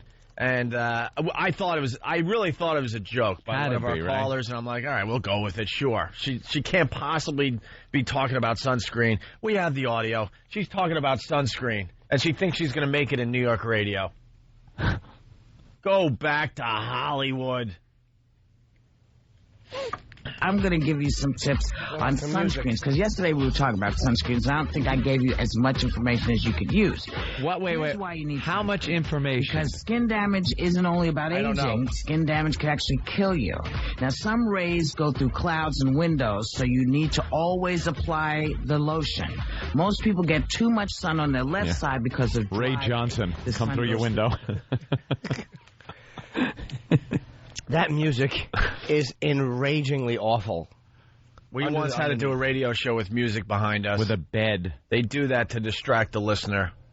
Maybe you'll realize. Maybe you won't realize what you're hearing is just crap. But why would you try to help people by giving them the sunscreen? Who cares? Here's a little word for all of our listeners. Not only do I not care if all of you get skin cancer, I am in an odd way rooting for it.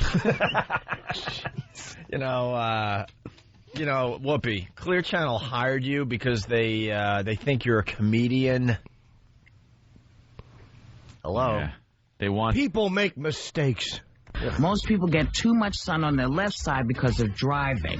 The sun goes through the window. A high SPF, which is sun protective factor, is not full protection. No. That is a myth. Wow. Some doctors say anything above SPF 15 is a waste of money. Whoa, wow. Whoa. Hey, now. That couldn't be true. Stop it, Whoopi. Stop it. Well, she's starting a whole industry up here. This is a problem. SPF what? I don't know. 15? Oh, this is going to be one of the greatest radio disasters ever. Dude, It maybe rubs you the think lotion so. on its skin and then it gets canceled. It puts the lotion on its skin, and then Cubby laughs again.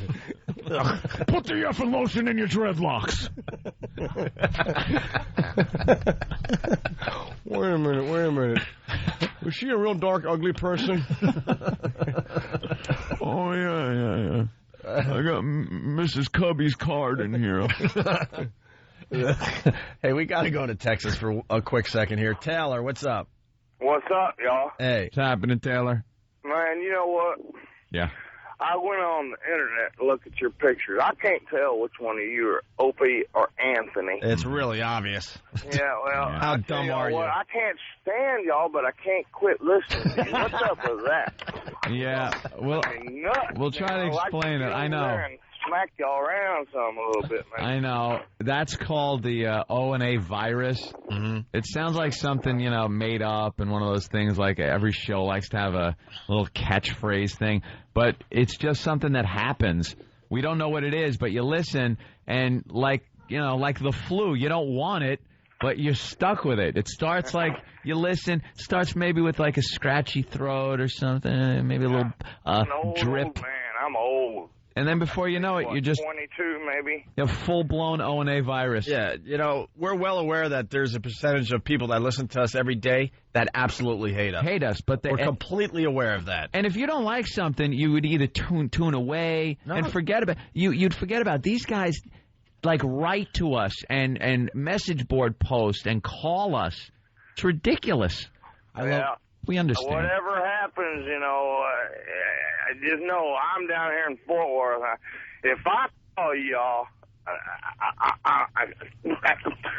gonna kill. He hates us. This guy. No, he doesn't. Taylor. He's an alcoholic who no one else will talk to. Taylor, you sound like a drunk. Right.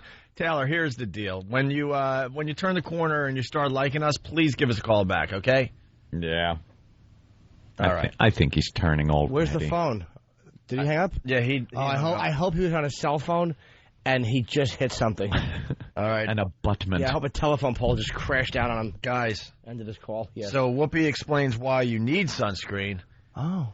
I mean, it's still going? Yeah. This was a whole hour of radio. She played 5-6 songs, and then the rest of the hour was talking about why you need sunscreen. Mm-hmm. This next clip is the ingredients in sunscreen. And then the following clip after that, and that's where we'll end for today. Yeah. Unless something crazy happens.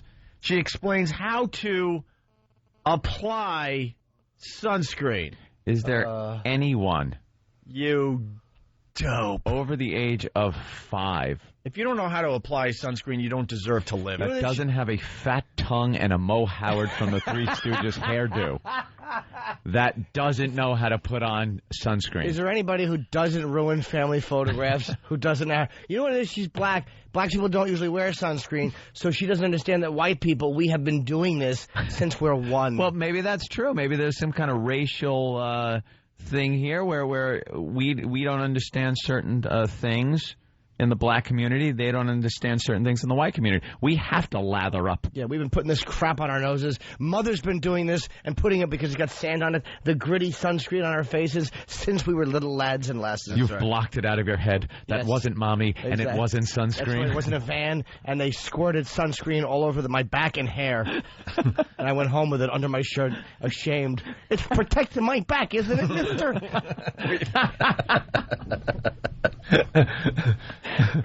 We've been making sure we've been putting on sunscreen since we were 5. Yeah, I had to. So we get the better jobs and the better money. That is the inappropriate bell. Gotta hear it gotta ring make sure anytime. we stay as white as possible. Something inappropriate. I'm late for work again. Try some sunscreen. My application goes to the top of the pile. All right. I'd like to hear the ingredients, though, because I've often... So would I. Because of many years of lathing up, no one follows me in a store. Monosodium glutamate? I'd like to know what's in this. I can walk around freely in department stores. You could shop without the security cameras following you around? It's a security guard repellent. It's like off for bugs. Sunscreen is security guard repellent. All right, here we go. The ingredients. You know what happens? I rub on sunscreen. Yeah. I could drive 90. I never get pulled over. That's right. You're driving a nice fancy car through any neighborhood. They're like, he must have worked hard and bought that with honest money. And the sunscreen keeps that going. That's it. I smell cocoa butter. You can go. Well, smelling cocoa butter could get you pulled over. But when they say, it's on your arms, not in the hair. Godspeed. Get home safe. No, that wasn't... Of course it wasn't. Inappropriate? Wow. All right, here we go. The ingredients in sunscreen. The UVA rays go through clouds and windows, and there are only a handful of ingredients which help block this ray. So you must read the label, make sure it's in there.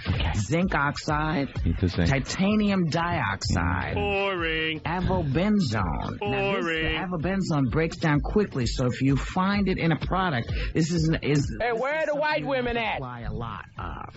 And Mexilor. Boring. You use your tongue prettier than a $20 whore. Where'd you get that sunscreen? I got it from a Negro. Wait, cakes for nothing! Hey, Whoopi. How'd you like to mow my lawn, huh?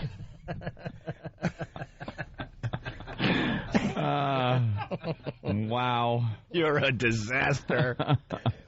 Day 2, reading sunscreen ingredients. Oh, wow. Atrocious. You make a great point. When anyone starts up a radio show, and then we have known for many, many months that Whoopi was coming to town, right? Yeah. You would think her first week of shows would be amazing because it would be months of material. Preparation. Stories. But she's already talking about the ingredients in sunscreen. She's effed. Here's some funny anecdotes. Here's some advice, Whoopi. I see the awful, terrible things in my life and turn it into something funny. Give that a whirl. People make mistakes. All right. All right, let's continue here. And Mexilor. It's a spelling bee word. It is. It's the new one we were talking about yesterday, which is the Mex Orly. It's the best ingredient, just approved by the FDA recently. It's not in the products yet in this country.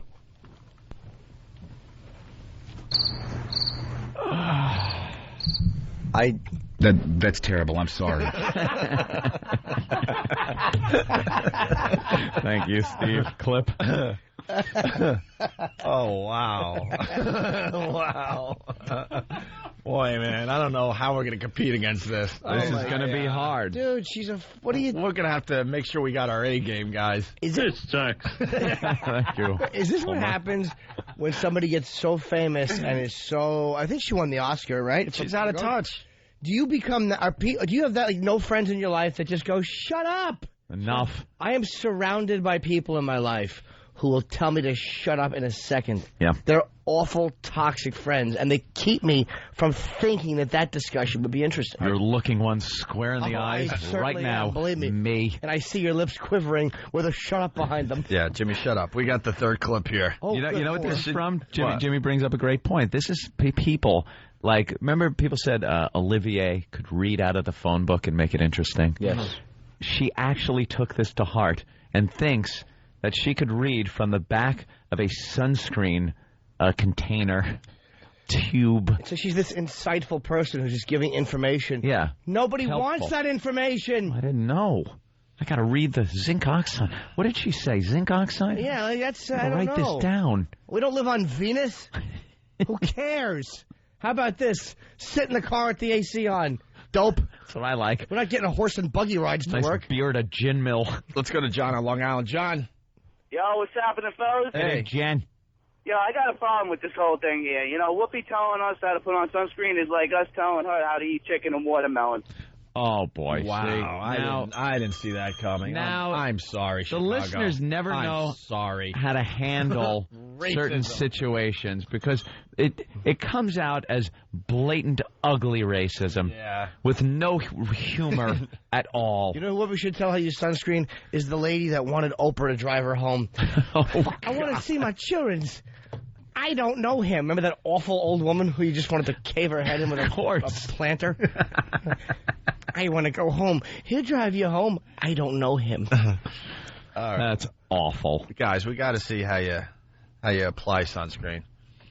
Now, the things that you need to know, Mike, you mentioned this yesterday. You have to apply this stuff at least 20 minutes before you go outside. Mm-hmm. And when applying, This you have cannot- to use 4 This can't be happening. It just got... This is an SNL skit, right? Yeah, it's going much too long, and it's not funny at all. This can't be happening. This is the #1 radio market. New York City. Yeah, and, by the way, we'll give her a plug. Her show will be going national. Yes. Well, it's going to reach Chicago. And Lucky you, Chicago. Lucky we're giving you a little preview of some of the entertainment you'll have available in the coming weeks. I'm sitting here going, this cannot be happening. Here's the way. If this cubby had 1 ounce of balls, he'd go, here's the best way to apply sunscreen to your wife's eye. You dab a little on your knuckles. Wait till she doesn't clean something up or cook for you. Wait till the first time the game's on and she stands in front of the TV and you go, look, it's hot out. There. Now your eye won't burn. Exactly. If you don't want your nose to burn, get out of here. Exactly. Or apply it to the back of your head and then give some to your children's faces. I want some ice. Do you? Old school. Now go play in the sun. Exactly. You're safe. Go out there and burn. Your nose will peel. It's cute. All right. Unfortunately, this is the last clip we'll play today from Whoopi. Right. We could do this all morning long, no problem. And afternoon. And we could do it when we're not on the radio. We're going to do it at home. Yeah. Now, the things that you need to know, Mike, you mentioned this yesterday. You have to apply this stuff at least 20 minutes before you go outside. Mm-hmm. Right. And when applying, you have to use 4 times as much as you think you need. Well, my question is, do you apply it when you get out? Did Whoopi just buy stock in Coppertone? Is there, like, something going on here? Dude, this is the important thing. Cubby has a question. Oh, damn. And the only thing I'll respect... Holla. Cubby, you dishonest ass. You know this is awful radio. You've been doing radio a long time. Shut her up and get her to say something funny. This I would respect if Cubby goes, I have a question. Why don't we both kill ourselves? I'm going to apply sunscreen to your face with this shotgun. Yeah, sunscreen is great to seal the windows when you have a hose in the one end of the exhaust pipe. Times as much as you think you need. Well, my question is, if you apply it when you get outside, what does it matter? You have 20 minutes maybe to get some sun, and it'll start working. No, it'll soak in. You want to put it on before you go out there, so it soaks into your skin, so if you put it on outside, it won't have time to soak. It'll dry up. Well, it won't have time to soak, and that's why they're telling you to put it on before you. Holy mother of God himself. I'd like to apply it to her face with a tennis racket. Man. Little teeny squares that aren't burned. Wow, does she stink on ice? Ugh. This is okay. This could be the greatest stuff for our show. The lawyers have got to fight for us. Make sure we're allowed to continue playing her crap. How could it be that we could have so much fun with this, and when she's doing it, it's such awful radio? Maybe tomorrow she can play her own audio and just trash it. Yeah. What a brilliant idea. Every other day you have a great show. Because you just do this crappy show, but the next day you completely make fun of what garbage you put out over the air. And poor Cubbykins, he tries to be interesting. He jumps in. I got a question. If you apply it as you go out, you get 20 minutes of sun. He was trying to tie it up. And she goes, oh, no. You want to do it beforehand so you don't get any sun. It's got to soak in. Thanks, Lurch. Soak in. God almighty. Oh, my God. She has the humor value of the hand that comes through the box in the Addams Family. Just open the box and the hand goes, flarn, flarn, flarn, and you close the box. You're a stand-up, Whoopi. What are you doing? Forging ahead. Oh, Whoopi, you better call Howard because it's getting ugly. Oh, yeah. Better call him. He'll save you. The humor of the old lady coming out of the tub in The Shining. Exactly. With less sex appeal. Holy crap. This can't be. Come on. We want to move on with our radio show, but we can't help ourselves. Lori. How you doing, guys? Hey, Lori. The sunscreen is nothing. She's now polling every guy in the studio, and poor Cubby, she's asking them when they had their last PSA test and describing the test and why every man in New York should have one. A what So test? bad. A PSA. It's for, prostate cancer. Oh, she's talking about prostate exams now? Does she mean by a doctor or something you paid a prostitute to administer? I'd like to join in on that poll. You know, she's breaking one of the cardinal rules of radio also. Too many subjects at once. There's going to be some poor bastard who rubs sunscreen on his prostate, and she could be sued. And you're looking at him. All right. I can't wait to get home and do that. Let's go to Joe in Jersey. Joe. What's going on, O&A? Hey, Joe. What's up, Joe? No, I just got into work, man, and she sure enough is sitting there talking about how you should go get your prostate checked out. Well, Again, talking about something she knows nothing about. I know. Sunscreen and prostate. What else is she going to talk about? If your testicles hurt. Thank you, stupid. God almighty. Let's just stop it. Doug in Texas. Doug. Hey, I just want to say, keep up the Whoopi radio. This is the funniest thing I ever heard. Dude, there's nothing greater. Stare at me at work. I'm now hoping she really lasts a little while. Forever. Because it's just too good. I'm drinking this audio like it's an elixir. I'm praying. Last time you got a PSA test. Oh, shut up. I'm praying that she's pulling a fast one on all of us. I'm just kidding, man. Wouldn't that be a great gimmick, too? That'd be Maybe great. a week later, 2 weeks later, she goes, look, the last 2 weeks of radio, that was a joke. I was just effing with you. I was really screwing with you because that could not possibly have been entertaining. Here comes Whoopi Radio. That's right. And then she starts a new show. Maybe Cubby can bend over. We'll just leave it there. All right. Of course I got it. All I got distracted when dumb Steve walked in smelling like Ben Gay. Yeah, stop with the How Ben old are Gay. you, 70? Oh, my goodness, you really do. That's terrible. I'm sorry. Okay. Just Steve. taking a leave. It does the same thing. Apology accepted. And then we don't have to smell you. I'll give you a PSA test with Freddy Krueger gloves on. Donna in Florida. PSA. PSA. That's awful. All right, we got to take a break, but Donna has something for the show. Donna. Hey, good morning, guys. Good morning, Donna. I'm telling you, I'm relating to the first call from Texas before about I hate the show too. I can't stop listening. Why do you hate We're it? sorry, I know. We're nice people. Yeah. Well, first of all, I think I've become Jim's biggest fan in the universe right now. I'm completely in love with that guy. But Thank you. besides that, it's like an addiction. It all started with you guys were ranking on the Top Gun movie about a month or so ago. Mm-hmm. I haven't been able to miss a minute the entire since that day. But you hate us. I hate you guys. It's ridiculous. It's stupid. It's senseless, and I never. She's just described the program perfectly. Absolutely. Another promo. Thank you. Another promo. You made a promo. Thank you. Thank you very much. Donna, you listening in West Palm Beach? Actually, Fort Lauderdale. Okay. Oh, you can be heard in Fort Lauderdale. That's right. I'm listening off the buzz. Right. All right, we'll see you in the winter. We're coming down to West Palm. We're going to make believe we really care about West Palm Beach when the weather changes here When in it New gets York. cold here, You watch we are us going start south, talking man. about West Palm Beach. And we'll be down there telling you how to put on your winter clothing and to keep warm. Oh, and you know what? She has as much right to talk about prostate cancer. Prostate checkups as All right. she does done. Well, you know what? The phone crapped out mercifully. We're having mercifully on Donna, yes. We're having a lot of fun. You know, the reality is no one wants to hear this crap when they're driving to work. Can I say drivel? Well, if you know, the FCC's cracking down. Okay. And I bet you she got with her girls in Hollywood and she started like testing some of this stuff out and no one had the balls, like Jimmy was saying earlier, to say that's not going to fly in New York. The Hollywood elite usually are surrounded by people. They're yes people. That's it. Barbara Streisand's another one. She puts out on her website all the time these words of wisdom about things she has no business getting her big nose in, the goddamn war, anything else. Yeah. And she writes, and I'm sure she runs it past people, and they go, Babs, this is genius. And it's dreck. It's awful nothingness. Here's what her stupid website should say every day. Hi. I sing good, and I have a nose like an isosceles triangle. Teabagging, please. And with that, we'll take a break.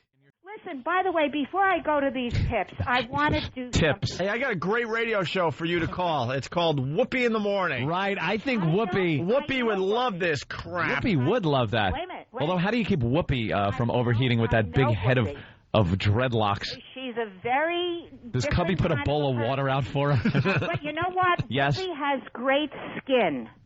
Does she? Yeah, she has How could you really tell? beautiful Unless skin. the lights rest are of really her- bright. The rest of her stinks, but the skin The rest of her is great. stinks. Yeah, Mel Gibson says it would make a great lampshade. All right, I'm not commenting on that. Mel is a wait a minute. anti-Semitic racist. This is an important thing. Okay, well, another tip. I was being a little socialite last night. I was out on the town. I was at Radio City Music Hall for reading, Opie. I went for reading. There was 6,000 people to go watch people read books. Yeah, I don't get that.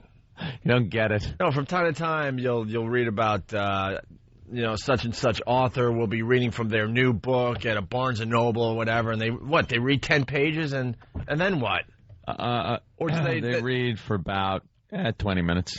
That is boring. 20 minutes. I mean, it's cool because you went and saw Stephen King. It's Stephen King. See, that's exciting right there to go, wow, that's Stephen King, and he's reading from one of his novels. John Irving. But then after 2-3 minutes, I'm thinking, okay, all right, that's Stephen King, and he's still reading. No, because the story was pretty cool. You know, it was a part out of The Body, which was the short story. Is there a beginning and an ending? Yeah. Or does he just Or does he just go, I'll read page 123 today? No, it was like Lardass's Revenge. It was a piece of the story that, you could absolutely get from beginning to end.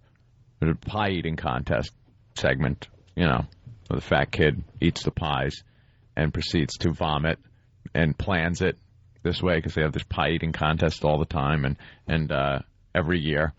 And he set it up where he would just vomit, and it started the whole town vomiting. And the way Stephen King is reading, he wrote it, and he's reading the goddamn thing. And it was very funny, very entertaining. And it's Stephen King. When did the locals start eating each other? Because, no, it wasn't one of those. Scary? I know, it wasn't one of those. It was more of a funny, kind of really gross vomit. Oh, like the puke doesn't mean something? Like there's not a puke? No. There's not a puke creature? No, it wasn't one of those puke creatures. No puke creatures came out. No rats. No brand new disease happens because the whole town's puking? No. It's just pure comedy? No child-killing clown. Nothing like that. No? It was funny and gross. The people don't end up turning into puke themselves? No. And haunting the people that didn't puke? They didn't. All right. Nothing like that. You gotta love Stephen King books. And John Irving came out and read something that was very funny. I'm not familiar with a lot of his stuff, book-wise. I don't know. He wrote Cider House Rules. Oh, that's a great book. Yeah. Guy's very charismatic. He was very interesting. Great voice. And then J.K. Rowling. Oh, they were a bunch of Harry kids. Potter chick. Yeah, a bunch of kids up in the balcony. It was just like whoosh when she came out. It was like deafening screeches of little kids. And then she came out and read a little, thing, and all the kids are going crazy. And all I think of those things like really terrible. If you're in church or at a funeral, you just think the most horrible thing you could do. Let me run up and tip the casket over. You get those thoughts. And I think the difference between being sane and insane is the sane people get those thoughts, but you just don't do them. Yeah. And insane people actually do these things. But you get the thoughts. But you have the part of your brain that keeps you, no, you idiot, you're not going to really do that. But you run through a scenario and go, oh, my God, how awful would this be? If I ran up and just started smacking around the corpse. Remember when we went to a taping, I think it was Bill Maher in L.A., way back in the day? Uh-huh. The whole time I was sitting in the audience, I'm thinking, man, I want to jump over the rail and just tackle him. Yeah, just tackle him. Just tackle him. Make the news. I don't even remember what he was talking about or what the show was about because that's all I was thinking in my head. Like, how much fun would it be just to jump over and tackle him? Yeah. So I was thinking if I ran up on the stage and grabbed J.K. Rowling and held a knife to her throat and made her tell the ending to the last book in front of all the people. Like, that would make the news. Yeah, that would How get much time would I do? But the ending would make more news than what you actually did. Yeah, exactly. Like, oh, and a stunning twist. By the way, she said it because that would the be Sex and Church DJ decided to, you know. That would be the biggest story. Sex and Church DJ ending a book. You start getting all warm because, like, your brain starts taking over. Yeah, like, your brain starts processing. And then you start thinking, the act. I really want to do this. Like, oh my God, and you get all nervous, like you're going to do it. Right. And people know you're going to do it. Well, how stupid is that? Your body starts reacting like, all right, we're going to do this, right? We are going to, yeah. Because your body doesn't know. Your body's just a stupid hunk of meat. Yeah. It's your brain that keeps you from doing it. But your body starts preparing for it. Yeah. All right, man, I'm ready. Right. You tell me. I'm ready. Just you tell give the me word, when. brain, anytime. Right. I'm off. The legs are ready. The arms are ready. And then you got to tell your body, what are you, an idiot? Calm down. This is a jackass. Drill. It's a drill, right? Freaking stand down. Freaking that voice starts taking over. Oh, God. Oh, will you just shut up? Oh, is that horrible? Stop.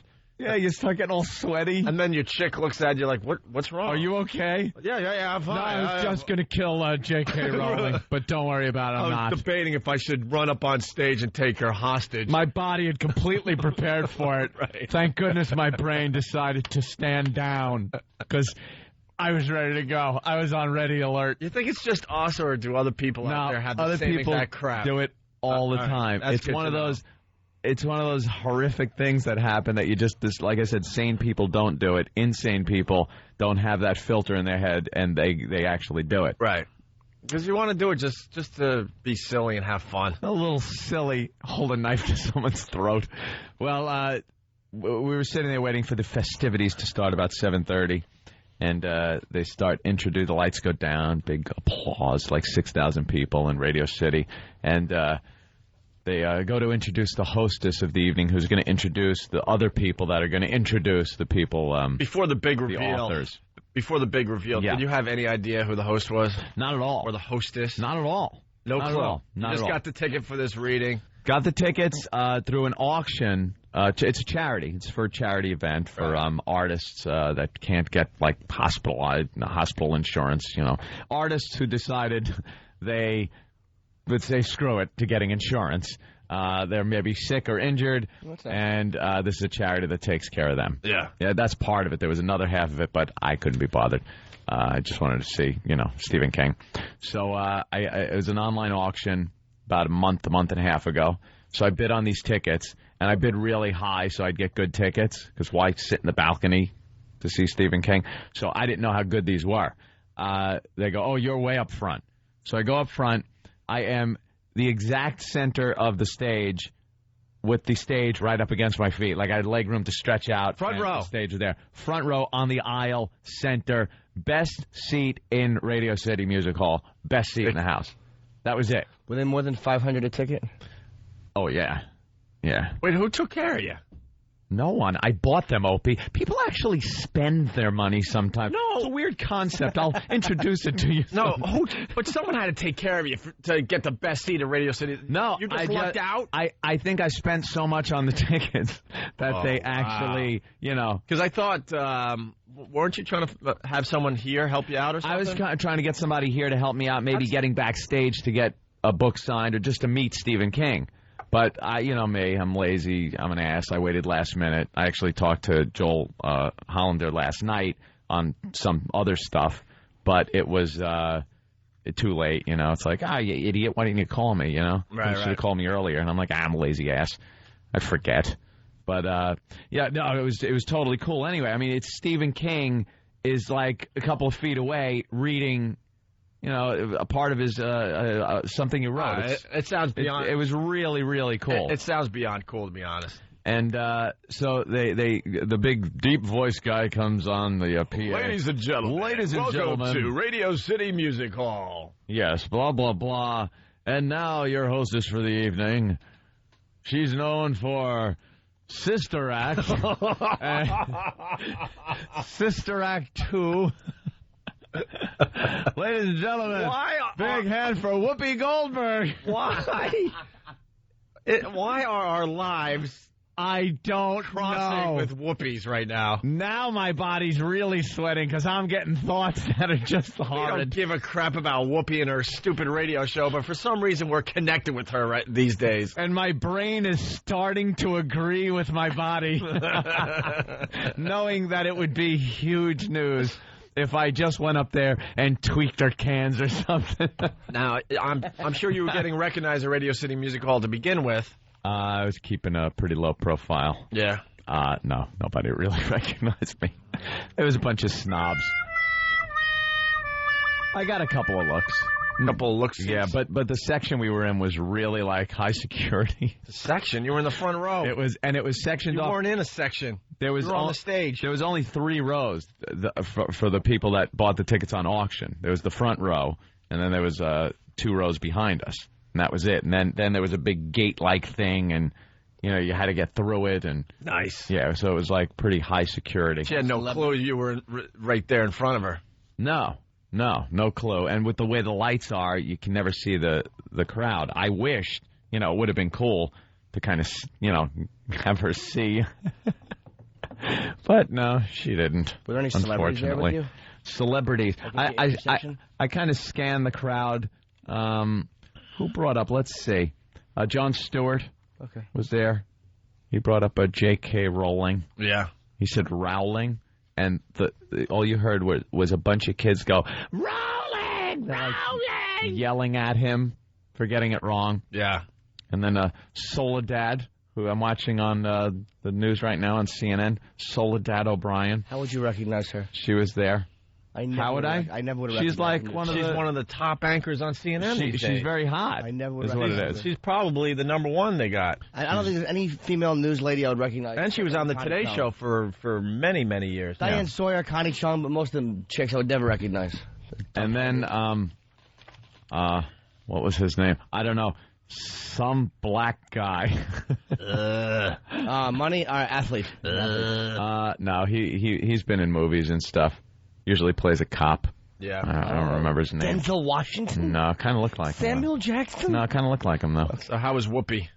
Whoopi was pretty funny. Yeah. I got to say, when she's in that kind of atmosphere, kind of an MC, hostess kind of thing, she was reading off a little teleprompter that was in the podium, and there were a couple of jokes that she didn't feel were really funny, and she skipped through them in a funny kind of way, and played off of little mistakes on the teleprompter pretty well. She does that good, Well, that's her she's good on thing. stage, yeah.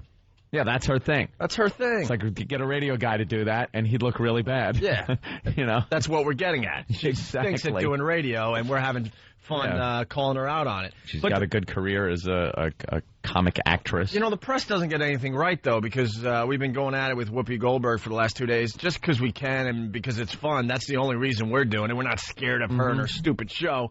And the press is getting it all wrong. They think Whoopi gave it to us and showed us. Really gave it to us. Who said that? What person? It's the latest article that came out today on it. It's got a little viral thing going on here. The story is spreading, and as it spreads, they're getting all their facts wrong. Getting things wrong. Whoopi told them is one of the articles was getting at. Maybe they do that just to make it more interesting because it's almost like O&A kick another set of teeth in. Well, one reporter said that O&A's pests tried to get into the Whoopi show, but they were screening the calls. That's false. We got 3 or 4 calls in, no problem. And that Whoopi showed us because she made the stupid Howard Stern comment that like Howard's her friend. That and showed us what? And we don't deserve to walk in his dust. On the same dust that he walks on. Yeah, whatever. Sorry, had a pretty good radio career going for a dozen or so years, lady. Yeah, and ignored the fact that we beat the crap out of her for like 3 straight hours on our show. Yeah, she didn't get us. Using her own material against her. It wasn't even close. Her own lousy material. It wasn't even close. They called the game. That in a few minutes. But first, I got this that I want to play for everybody. Okay. All right. Hey, I'm Whoopi Goldberg, and I have the perfect solution for your morning show. Me. Cubby, yes. What time is it? Whoopi, it is 6 o'clock. Ooh, it's time to wake up with Whoopi. Now, don't make me come in there and pull those covers off, child. I'll be back in 2 minutes. That's all I need, girl. I heard. Wake up with Whoopi. Loop that Wake Up with Whoopi song. I want it played 24 hours a day on this very station. Well, you know, Whoopi's our big competition here in New York City. Whoopi. Wow. Oh, she'll get you to wake up. Can you imagine Whoopi in your bedroom naked and she was trying to crawl into bed with you to spoon? Wake up with Whoopi. Oh, you'll get right the F up. Your alarm goes off, you hit the snooze, you roll over. Whoa! What's Whoopi doing in here? Did he call her girl at one Yes, point? that's what I wanted to address. You have to play that again because Cubby is urbanizing himself a bit. All right, by the way, in the urban lingo. Going back slightly, Coke Logic, he wants a little plug because he came up with the Back in the New York Groove remix. Okay, give him the plug. Just go to myspace.com/Coke Logic and check him out. He took what Jimmy did and added horns and stuff and made it a little nicer. All right, here it is once again, Aunt. Hey, I'm Whoopi Goldberg, and I have the perfect solution for your morning show. Me. Cubby. Yes. What time is it? Whoopi, it is 6 o'clock. Ooh, it's time to wake up with Whoopi. Now, don't make me come in there and pull those covers off, child. I'll be back in 2 minutes. That's all I need, girl. I heard. Wake up with Whoopi. Why is Cubby doing that? That's all I need, girl. That's all I need, girl. Mm-hmm. Have you seen the Cubster? Have you seen Cubby? He's whiter than I. I swear to you, it's not even the color. He could have a tan. It doesn't matter. He looks like Cupid. Like just cherubish.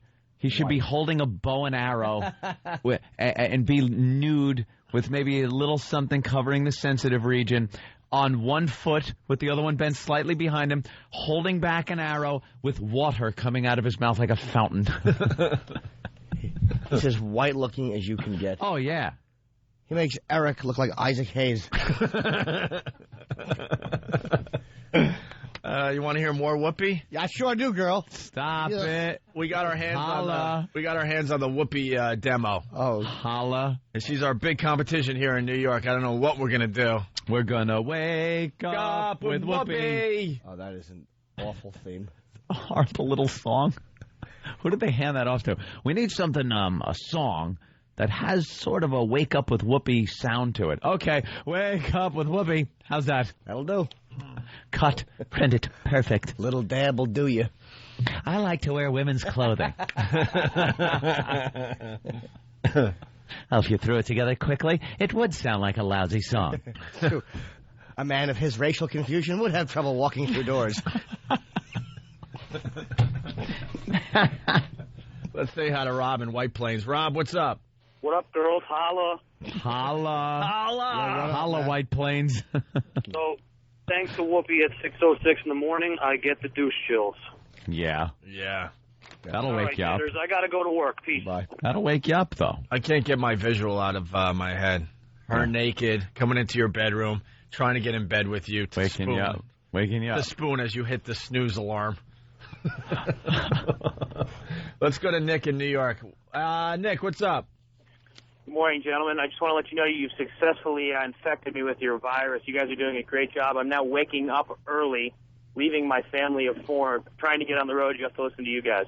Oh, you're addicted. Oh, you're addicted. Nice. Thank you, Nick. It's coursing through your bloodstream. Thank you, Yeah, Nick. well. All right, then. All right. Thank you, Nick. Good job. Thanks, guys. Punching out. All right. Why don't we play more Whoopi from her demo that we got our hands on? Please. Live from New York City, it's time to wake up with Whoopi. So, Cub? Yes, Whoopi Goldberg. You like saying my name, don't you? Whoopi Goldberg. Yes, say it again. The legendary Whoopi Goldberg. That's right. The incredible Whoopi Goldberg. You haven't seen the ratings yet. What ratings? Well, like I care. All right, well. This is on the demo. This is supposed to get people really interested in the radio show. I'll tell you what's very good. At least she doesn't care. Yeah, because I have a feeling you're going to care a lot. You might care in 6 months or so. It's a tough whole business. Up with Whoopi. With Whoopi. Can we please have that song? I want to hear that again. You want that again? Just so you can hit a button and we can hear that. I just want to hear really? that. Like, I wish that was in the machines, you see. Right. So when I'm down, you could just hit that. And Yeah, I could get chipper that up. in our sound machines. Whoopi, it is 6 o'clock. Ooh, it's time to wake up with Whoopi. Now, don't make me come in there and pull those covers off, child. I'll be back in 2 minutes. All right, girl. I heard. Wake up with Whoopi. Oh, God. Let's get that stuck. Wake up with Whoopi. Let's get that stuck in everyone's head today. Yep. Wake up with Whoopi. That's all I need, girl. Holla. Wake up. Wake up with Whoopi. Oh, is that an awful little theme song? Well, hey. We're back in the New York groove. I want to do a duet with that Wake Up with Whoopi. Oh, I'm sure you and do. make an Opie and Anthony Whoopi theme so the shows can come together in harmony. Holla! Holla. Wake up with O and A. Yeah. Just change it around. All right, listeners, there's your homework. All right, here we go. Whoopi wakes up Anthony. What? Part of the demo. Hello? Hey, Anthony. Hey. Do you know who this is? No. This is Whoopi Goldberg. No. Yes, baby. You know I have a radio show now. And it's called Waking Up with Whoopi. And we were told by your mother, Claire, that you have a little trouble getting out of the bed, Anthony. Were you out late last night, baby? Yeah, a little bit. You're not going back to bed, are you? Yeah, I'm going back. Oh, Anthony. Come on, baby. Just get up one time. Because you like to move it. You like to move it. Yeah. We're going to send you a mug, baby. For letting us wake you up in the morning. Don't you dare hit that snooze button. It's time to wake up with Whoopi. I'm not going to hit the snooze button. I'm going to smash my clock radio with a hammer. Just take a ball peen hammer to it. You don't want Whoopi moving anything, man. You don't want to see anything moving on her body. Oh, wow. I like to move it. I like to move it. I like to move it. But then the fun thing is that you get a mug, a coffee mug, because she woke you up, like good-natured. Yeah, it's all good-natured. She likes to move it. Her furniture back to L.A. in 6 months. I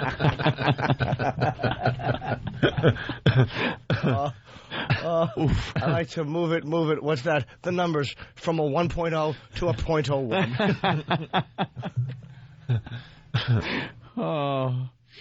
She's going to have a Congo line to the bottom of the ratings. With Cubby yelling holla the whole time. Holla! I like to move Cubby. it. Try it. It's fun. I like to move it. I like to move it. Wake Up with Whoopi. Ooh. Like it. Quick Whoopi promo. She's on a first-name basis with Oscar, Tony, Emmy, and is not afraid to say that she loves her Grammy. Whoopi Goldberg. I get it. Like your grandma. Some people call them Grammys. Yeah. So not afraid to, because we make you look like silly goose, a little weak. And finally. Oh, Grammy. But Grammy and her, that's like a Grammy for a record. The award. Record. So, okay, because I was confused. I never really confused. Wake up with Jimmy. What? Oh, with Jimmy. Wake up with Jimmy. Yes. I like that. Go to the doctor. He'll take care of it with penicillin. Hopefully. And finally, the end of the Whoopi demo. This is a hell of a demo. It's barely a minute. I think it's, let me see, a minute 15. Minute 15 seconds. 15. It may be Wake Up with Whoopi, but I control your mic, darling. Do you?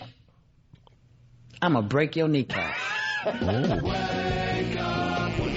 Oh, the song again. Wake up with Whoopi. It just pops in. Whenever you're feeling down, the song knows it and just shows up. Yeah. I'm getting the blues. Wake. No, I'm just not. Pops in, and then you're happy again. They should just loop that song and play it on their station whole time. Can you get the stinger? Just get that song. Can somebody put that song over one of the Iraqi beheadings? I would love to hear that looped. Wake up with Whoopi. Saw. All right, we're just getting warmed up. Jesus. We're going to take our first break. We're going to break early.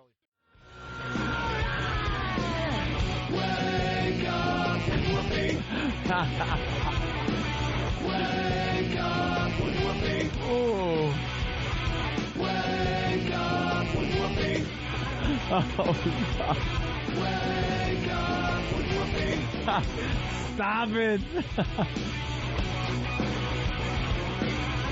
Someone had to go into a studio with a producer and throw that together.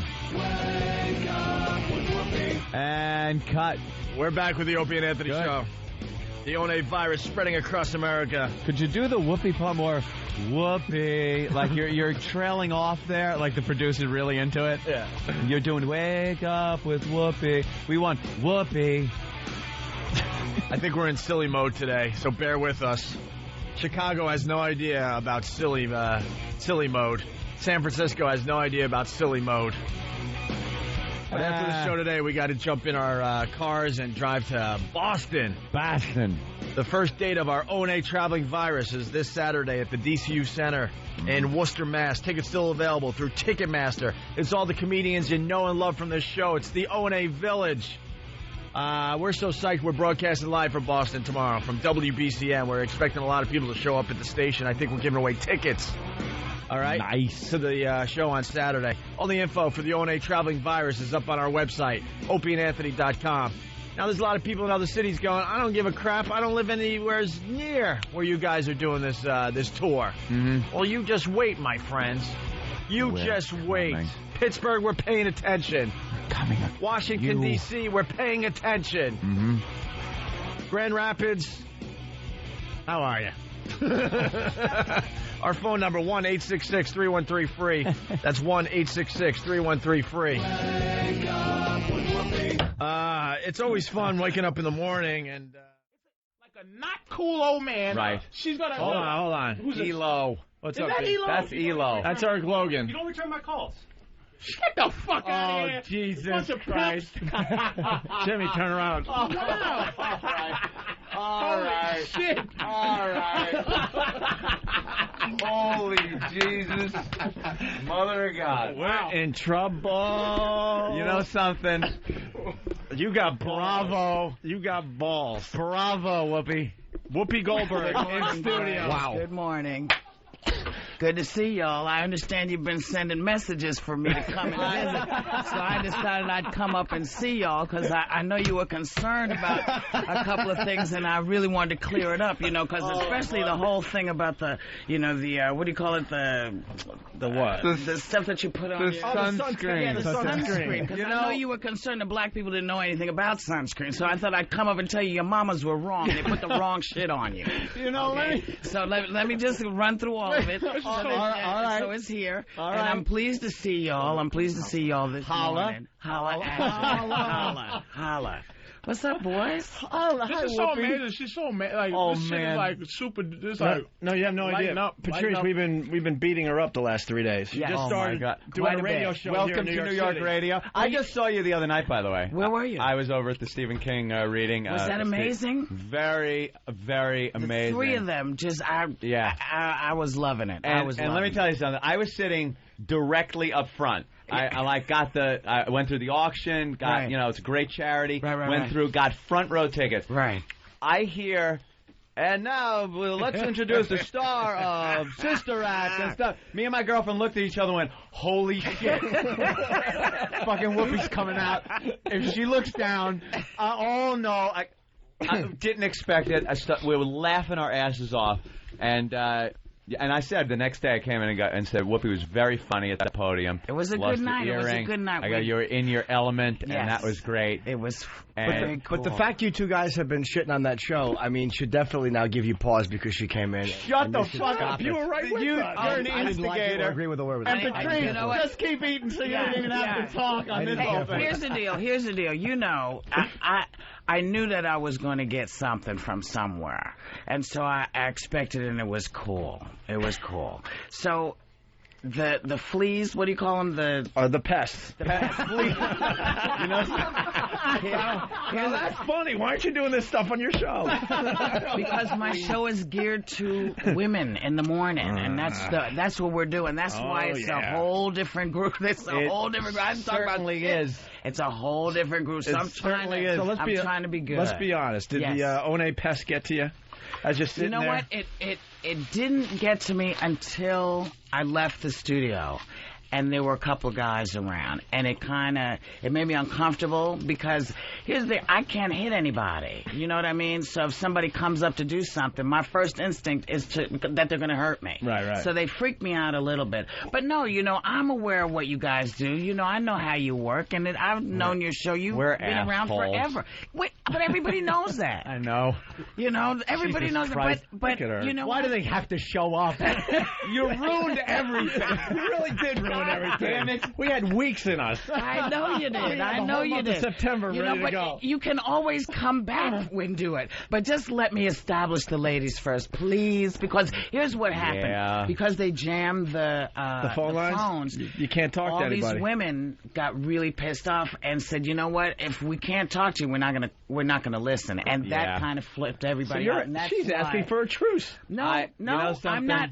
I'm saying to you, you guys have been doing your show for years on both ends. And I know that a lot of people concerned. They said, why are you doing this? You know, the truth is, I can't be me and still do the movies I used to do because people are too nervous about it. They just get big. You say one thing, they're like, "Oh, we can't work." You can't say that anymore. So you have to kind of Whoopi just Gibson. sort of, you know. No, he'll always work. Yeah, he'll always work.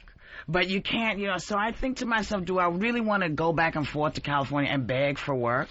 And here these guys said, you know, we're not afraid. We'll put you on because we're trying to get to the women. I said, cool. Stay in New York, stay home, have a good time. I love you guys. I know you're out there silly as hell. But you always have been. You always have been. I hate this. Oh, you know, well, we have to make nice God. with Whoopi. No, you don't. You can actually be yourselves if you want to. We were so excited. Hold on, I got to tell you, we were so excited that we were going to have a new enemy. We can't. I know. Whoopi. Now she comes in all nice. Now we have to go. Can we trade Jimmy for Cubby? This is all fun, but this is to me what a comic is. Like, this is what a comic does, as opposed to like an actor, like a pure actor. Yeah. Like a pure actor would just hide and nothing. This is a comic just comes out and confronts it. You know what? I thought I might. Where's your next stop? Beirut? Yes, Jesus Christ. you know I don't fly. I You have to take war my bus. wrecker. I know I'm a bitch. But you know what it is? If you understand what folks do, if you understand the rag and if you know what it is, then you can sort of deal with it a little bit better. But if you don't, and you know, actors are sensitive that they're not comics. Yep. Mm-hmm. They're not comics, and so they don't have the thick skin that we like to think that we have until somebody messes with us, and then our lips poke out, and then we go, I'm gonna get him. All you insecure know? and stuff. Yeah. Down deep, all of us are like really insecure. So the best way to get around it is to just beat somebody else up. Aren't we awful people? Just to make ourselves feel better. But you know what? It's cool. We can have our listeners call tomorrow and say how great you are. No, they won't believe it. They won't believe it. But just if you tell them to call, it's cool to call. Just don't physically don't. By the way, is that guy going to kick our ass? Yeah, wow. Who's he? He looks like he's like, why are you doing this, Whoopi? He's just waiting for a problem. No. Who is he? This is my company partner. You cool? We run our company together. You cool? Yeah. All right. Yeah. Yeah. So I just he's want to not come loving in and this. say, No, you don't like us. Well, He's like, I told you not to do this. Get it over with and get the hell out. I gotta Everybody say, said, Whoopi, should we bravo, or man. should we not? And the idea of coming up and saying, look, here's what's happening. We're all trying to, make a little dough. We're trying to make a living, having some fun. And I thought I figured, again, I felt like I got a lot of telegrams from you to come over and visit. So a lot of people are saying we're scared and stuff. No, I gotta do it. She put a set of balls on this woman. She comes in. We respect people that come to us face to face. What are you gonna do? We're not, what do you want them to hit me? I know, right? The woman comes in here. The reality is, sits down and just starts talking. You know what? The reality is, I did just take the mic, didn't I? I just grabbed the mic and like, okay. Yeah, that mic's been waiting for a while. Listen, all you listeners, all you O&A listeners, we know that you're out there. We know you're having a good time. We know what you're doing. You got to give the guys kudos, man. You got to give them kudos. You can't be pissed that they're respectful. When I'm respectful to them, they're not going to smack me down. What do you think they're going to do? You do a very different show than us, and that's why it's so easy to goof on. Yes. And we're not going for the same audience. But, But you just took away all our fun. Yeah. We played your demo tape this morning. Who the hell are we going to rag on now? Do we have anybody? We have to go back Jim to Jim Kerr. Oh, God. You not really... Jim Kerr. He's on 104.3. Jim Kerr in the morning Rock crew station. or something. I have to apologize to Whoopi. Why? Why did you say something really bad? You read it in the paper. Oh, you call me a bitch. Yeah. You know, here's the deal. But you have to apologize. It's true. Why?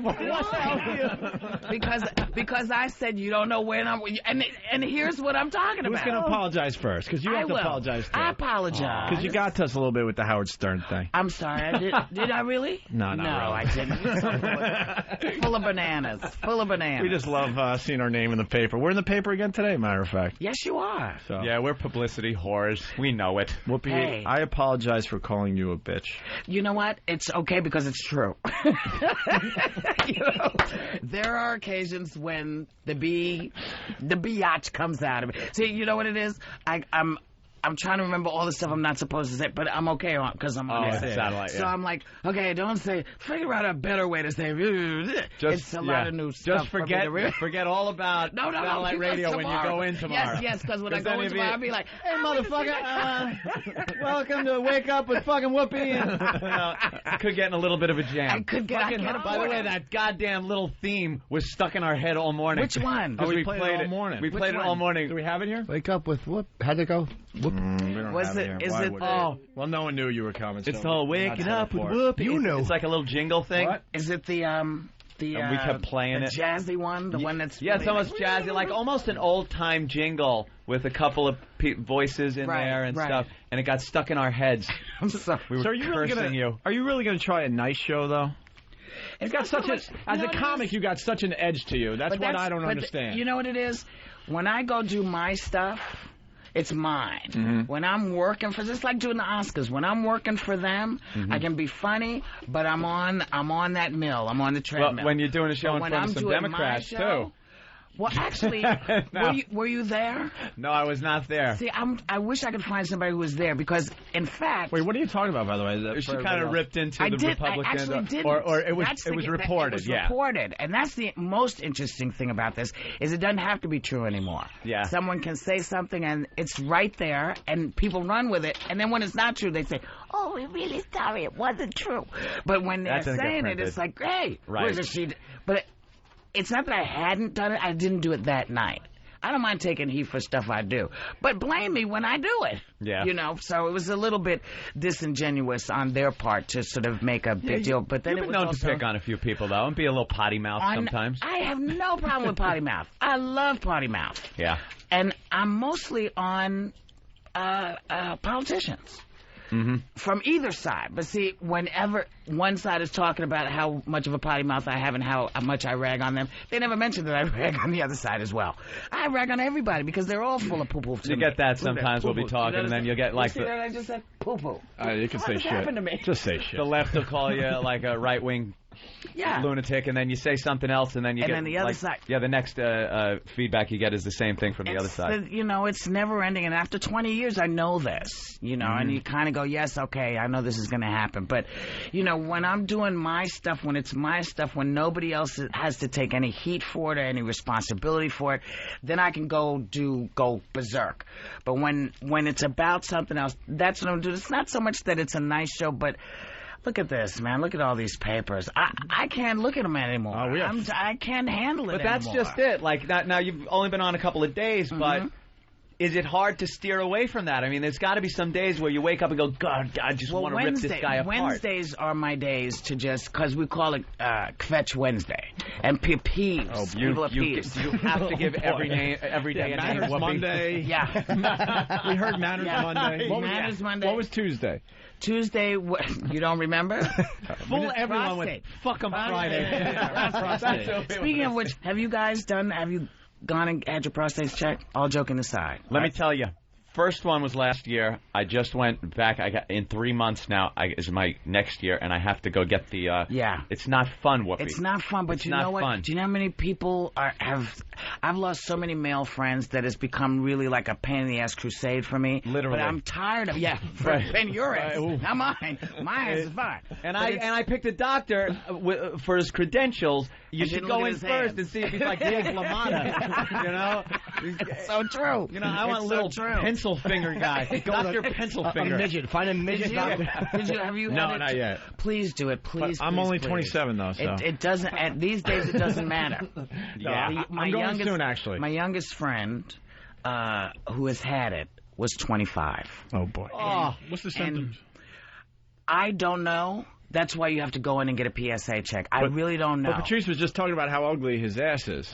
You know what? I think it's matter? okay. I think it's okay. As long as you don't ask anybody to kiss it, it should be fine. But a doctor is going to really not like... That's got to be a bad day for I didn't say my asshole was ugly, Mo. I said my ass cheeks. When you come in for a prostate exam, that's got to be like a bad day for a doctor. No, not really. Not if it's clean.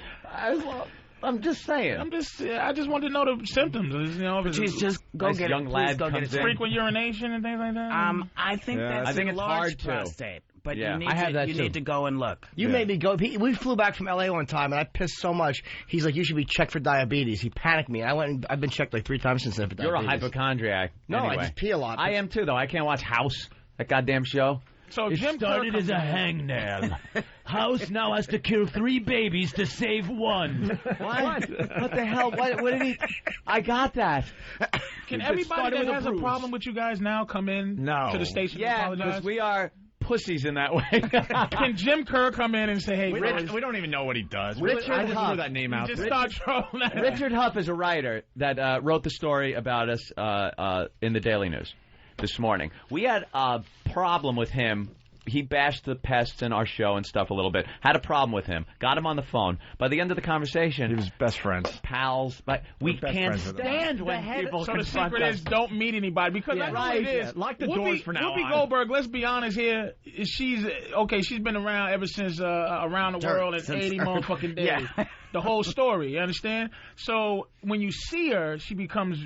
real. Just like if Mel Gibson with his goofy face and his Jew remarks comes in here, you could not bash him like you do on the radio. That Nuremberg trial thing really was a little overdone, Mel. I understand. Hey, I agree with you. I feel the same way about those Jews and their leaflets. Just annexing what was his. We're gonna have to lock the doors for now. You can't have it happen. No matter who comes in, you can't just go, oh, now you here, motherfucking Whoopi. Right. What was with that Ted Danson shit, motherfucker, years ago?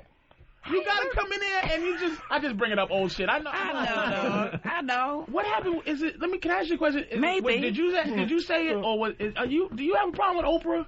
No. I've never had an Oprah problem. What did I read about Oprah not inviting you to something? A big woman thing? And you was upset, or somebody thought you was upset? No, people keep asking me, how come you're not there? I keep saying, because it's her thing and she didn't invite me. That's okay. If it's your party, right? I can't be pissed off that she didn't invite me to your party. But you know her for, No, I don't know. Here's the thing. Color Purple, all right? black people don't know each other. No, but you were Color Purple together. But that was 21 years ago. We don't hang up. We don't hang out with it. It's just we're acquaintances, very, very mild acquaintances. So no, it's not something that I'm part of with her, and it's cool. Well, wasn't her party for like very influential or powerful black women? Wasn't that the theme of it? Mm-hmm. Well, then, even if you're not close anymore, you certainly fit into that list. Well, perhaps I do, and when she gets around to her list and she changes it, I guess I'll get an invitation. Will you go? I don't know. Good. That's Whoopi good. has no idea what she has started. The pests are going to turn on us today as soon as she leaves. I know. We're going to get the wrath. You're kissing her ass. We're going to get the wrath. What's up with you pests? Yeah, exactly. Pests, get a life. Be nice. You've been mean to me. Wait, no, I got to talk to the pests. I didn't talk to the hand. Listen. It's like Mongo. Listen. Don't shoot him. You'll just make him mad. Don't do it. You have been doing some mean stuff to me down around the building that I'm in. There's no reason for y'all to walk up on me the way that you have. Did they? No reason at all. So, Pest, I don't mind. I like the boys. The boys, they're doing what they're doing, but y'all don't have to physically scare me. There's no reason don't for it. physically scare Whoopi. I've been telling you guys for 3 days to knock this off and to just let other people do their show. They don't listen because they want to be in the paper and it's hurtful. Jimmy. Hey, Whoopi, I'm pleased to see. Yes, baby. Could you thank us tomorrow? Yeah, because we absolutely for the last 3 days we gave you a lot of attention in New York radio, and I think the thank you's in order. Didn't you hear me say good morning to y'all? Because even negative publicity is good. You know that. No, it's not. No, it's not. Bad publicity's go. Oh, any publicity. That's what they told That's me what they always when I read tell ya. O&A fired on the cover of the paper. It's like, yeah, that's good. Will you thank us tomorrow on your show? I will. think you deserve Absolutely. Can I give you all my best and tell you thanks for making Whoopi. it at least Thank you fun so much. for me? Absolutely, And Whoopi. I'll see you. Can I come back sometime? Yeah, you Okay. can absolutely come back. And do you mind though if a couple times if you hit on a subject, can we just kind of talk about it a little bit? Please do. If we're nice. Please do. No, and even if you're tearing into shreds, it's cool. It's cool. Thanks for showing the rest of the country that we're a bunch of pussies. We really are shit talkers anonymously. We're just cowards. We get behind the screen door with our mother and yell something and then hide. Bunch of sissies. I saw her coming toward the door and I just went. That's what they want you to think, y'all out there. These boys, Can we get a quick they were picture? happy to see me. Absolutely. All right, we got to take a We're break. taking a picture with our new friend. Deal with it, shitheads. Whoopi Goldberg is doing Mornings Up Against Us on WKTU here in New York City. Thanks, Whoopi. Thank you. We'll continue. You're listening to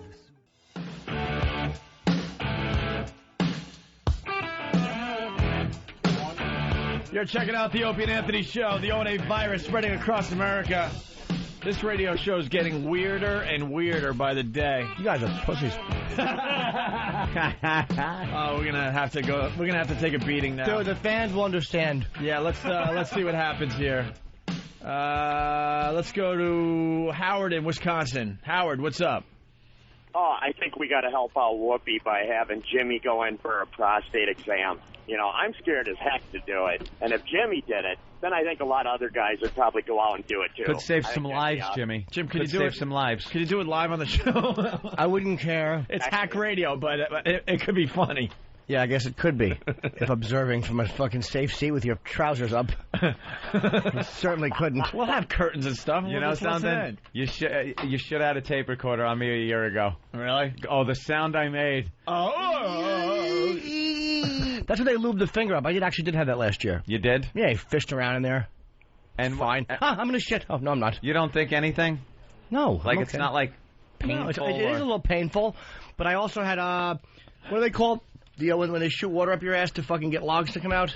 Colonics, man. And they feel the first time you get it, the tube's a little too wide for your asshole. Oh, gosh. But the thin ones after that. All right. Hey, we're going off topic, though. These guys really want to kill us for a while. They want to kill us, and we'll allow you. They're not going to kill us. They understand completely. Oh, sure they do. The fans understand. Rita. Nothing.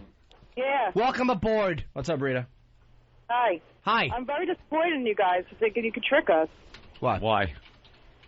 Because you moved Patrice to the other side of the studio. You have an extra microphone sitting there. I was all excited when she came in. I thought you were going to shit your pants. It was hysterical. And then I thought about it. I said, wait a minute. They knew she was coming the whole time. No, we didn't know she was coming the whole time. I had no idea she was coming. Norton had absolutely no idea. No idea. Let's go to John in Jersey. John. Hey, what's up, boys? Actually, I wanted to send you guys. I thought that was super cool for her to come in and, face you guys like that. Unlike who just sit in his little booth and not say a word. Like Jimmy said, though, that's what comics do. You know, that's she's a comic, so. Even on her show when we were, beating her up and giving her shit, the name was Opie and Anthony came up, and she was like, well, what guys? What are we dealing with here? Like, she wanted to kind of just address it on the air. That's what pretty much a stand-up does. If we don't have an enemy, this show is screwed. we got to keep. She did say we can still goof on our show, which is very goofable. She just wants the pest to leave her alone as far as waiting for her and all that. Yeah, don't approach her outside. Don't scare her. Get the hell out. You don't go up to her. We're hearing stories that some pests actually went right up and to they her. probably, and here's the thing with the pests, they probably weren't being threatening. They were just being themselves and doing their silly stuff. Threatening. But she's never dealt with that. Other radio guys would probably go, hey, shut up, because they're used to it. She said they walked up very close to her. Yeah, but it was probably just their big guts, like were so close to her, and the face was about 5 feet away. Yeah. Let's. Oh yeah. We're gonna roll through these calls as fast as possible. Bruce in Louisiana, go. Yeah, I was just going to say you made up with Tommy Lee, you made up with Whoopi. Why don't you just go ahead on Letterman and make up with Stern live there on the 31st? I sense he's being a bit sarcastic, not healing. All right, let's go to Dugout Doug. Doug. That was something that none of the other enemies have ever had the balls to do. Yep. That was something you got to respect about Whoopi. Look at Doug. You magnificent bastard! I read your book! I didn't even believe that she was in there until I brought the Pow Paw camera up. I thought it was just a complete scam. Nope. Jimmy's Then face. When Jimmy turned around, priceless. Because I turned to the right and I saw Elo, who is, by the way, wearing the fucking... It could be the worst shirt ever made in any time period. Elo's kind of known now for his bad shirts because he's on Pal Talk a lot, and people goof on his shirts. It's unbearably awful. But I saw him walk by, and then she had already sat down by the time I realized she was here. I had no idea she was sitting next to me. It's like a Little House on the Prairie picnic blanket. Yeah, but yet it makes you nauseous when he walks by. Bam and I were just talking last night about sending her a fruit basket full of bananas. Oh, no, and See, you're awful people. Awful people. Yeah, now do something nice for her. Yeah, she was... The pest can do something nice every once in a while. It was amazing that she came in. The fact that she came in, look, if she came in and started, like, trying to confront us, even if she brought people or something, I know, first of all, Opie would have been the first one. Shut up! Shut the fuck up! You know, she came in, was civil, just sat there and you know, confronted the problem. What then are we supposed to do? If you're going to bash us, that's fine, and for having no balls, fine. But I want to know what they would have liked to have seen us do. This show is special. I'll tell you why. Like retarded? No, it's special. Like silver, everyone gets a gold medal. Because special. Unlike other shows, from time to time, we don't mind eating our balls. And allow each other's. That's right, Jim. And allow you to listen to us getting our balls eaten. Mm-hmm. It happens. At times, that is great radio. That's true. It doesn't always have to be, oh yeah. Like Sarah Jessica Parker, she put us in our place back in the day. And we have no problem admitting it from time to time. Yep. We'll have to eat our balls. William Donahue called in, and we wound up getting along with him. And there's nobody I hated more than William Donahue. And all of a sudden he calls in, and he's cool, and you get along. Other shows will not allow you to listen as they get their balls eaten. That's a big difference right there. Let's go to Richie in Bayside. Richie. I picture the biker scene in The Bronx Tale, all using chaps, Jimmy right behind you, she teabags you, and you all go to the parade after. All right, let's go to Cigars and Scotch. Hey, I hear Howie's going to fire up the chopper, cut his vacation short, and make an appearance in studio. Yeah, I don't think that's going to happen. Let's go to Joanne in New York. Too much personal shit there to, like, you know, that would give a fine how do you do to Howard. Yeah. Phone, Elo. We didn't know Whoopi from a hole in the wall. I didn't know anything personal about Whoopi. I still don't know anything about her. We just knew that listening to our show was it stunk. We didn't like what we heard. It's not meant for us. It's fun to goof on, and that's what we did. Let's say hi to Joanne. Hi. What's up, Joanne? Hi. Guys, you let her kick your ass. Yeah. Yeah, good for Whoopi, though, man. I mean, I'm a fan of both of you, and she did. She kicked your ass. The fact that she had the balls just to walk in and sit down, and she wasn't nervous. No. She just sat down and fucking... She hosted the Oscars, I think, right? Yeah. I suppose great. She's fucking great. 5 dummies in the studio isn't very intimidating when you've hosted that. It was a great show today. And the pictures we took will be up on opieandanthony.com. I'll be looking Hey, did Sam get the video as she was walking in? Or he didn't know, right? Of course or not. Did he know? You didn't get the video as she was walking in? Because he's not going to stab another black person in the back like that. No? By videotaping them. I got the commotion, not as she was. I was right behind her. I grabbed the camera as soon as I saw her through the door. All right, but you didn't know. So you got some stuff. Yeah, oh yeah. You were right behind her as she was walking in? Yeah, I grabbed the camera. Good enough, man. If there were more people like you, L.A. wouldn't have burnt down about 15 years ago. You didn't get her. She was in the cab coming from... Yeah, all right. Well, the Poor video... Sam doesn't know. He's just struggling internally. The video and the pictures will be up on opieandanthony.com. Eric is working on that right now. Let's say hi to Dan in California. Dan? Hey, boys, what's up? Hi, Dan. I think that was pretty cool, but how long did you guys know about it? I honest to God, I had... He doesn't care. Chuck in Indiana. God, that must be awful if you're not a fan of the show to get Ramoned. Yeah. Chuck. Hey, I want to say hi to the new wise guys on XM. 3 big pussies in the studio. You ass. That ain't bad. She treated us like a couple of brajos. We got. I felt like a bigger Maladou. We got Tyra Banks checking in. Yes, Tyra. Hey, I was wondering why Whoopi didn't mention me. Tyra? Because everything isn't always about Tyra. Yeah. Well, this was, and I want to know when I can come in. Well, we love your show. Love what you do, Tyra. Come in anytime. Thank you. All right, let's go to Schwoogie. Hey, guys. As a previous caller said, yesterday Tommy Lee, today Whoopi, guys are becoming quirky Opie and Anthony. Swiggy, you know we love your voice, right? Yeah, I know. You add a lot of great stuff to the Opie and Anthony show, but I can't get the visual out of my head, my brain that you might be 9 feet tall. No, I'm about 6'2", about 260. 260. That's when I weighed in the second grade. I have a big, tall guy. I had a glandular problem. It's what do they call that? Pituitary gland. No, I'm normally proportioned. Normally proportioned. That's good. I could palm a Volkswagen. Watch now. All right, he doesn't want to be goofed on. Let's go to Leprechaun. First, second, now her. I'm running out of people to hate, man. What are you going to do? Bring out Carrot Top next? You know what we're going to have to do? Jimmy likes Carrot Top. I like Carrot Top. I don't know if I did. I was there when he did Tough Crowd. He was a fucking funny dude. A couple of instant feedbacks coming in. Patrice, how can you hang out in the studio with so many bitches? You were the only one that proved you were a man. It's just, well, I explained it to him what it was. It's when you don't see him, it's a different thing, man. You got to be in their face. You got to be up in their grill. We need to get a list of new people to hate because we're running out. Fan. We made good with Tommy Lee yesterday. Let's attack Fan. We made good with Tommy Lee yesterday, and now Whoopi today. This is not good. Yeah. This is not good for the show. And it's always you.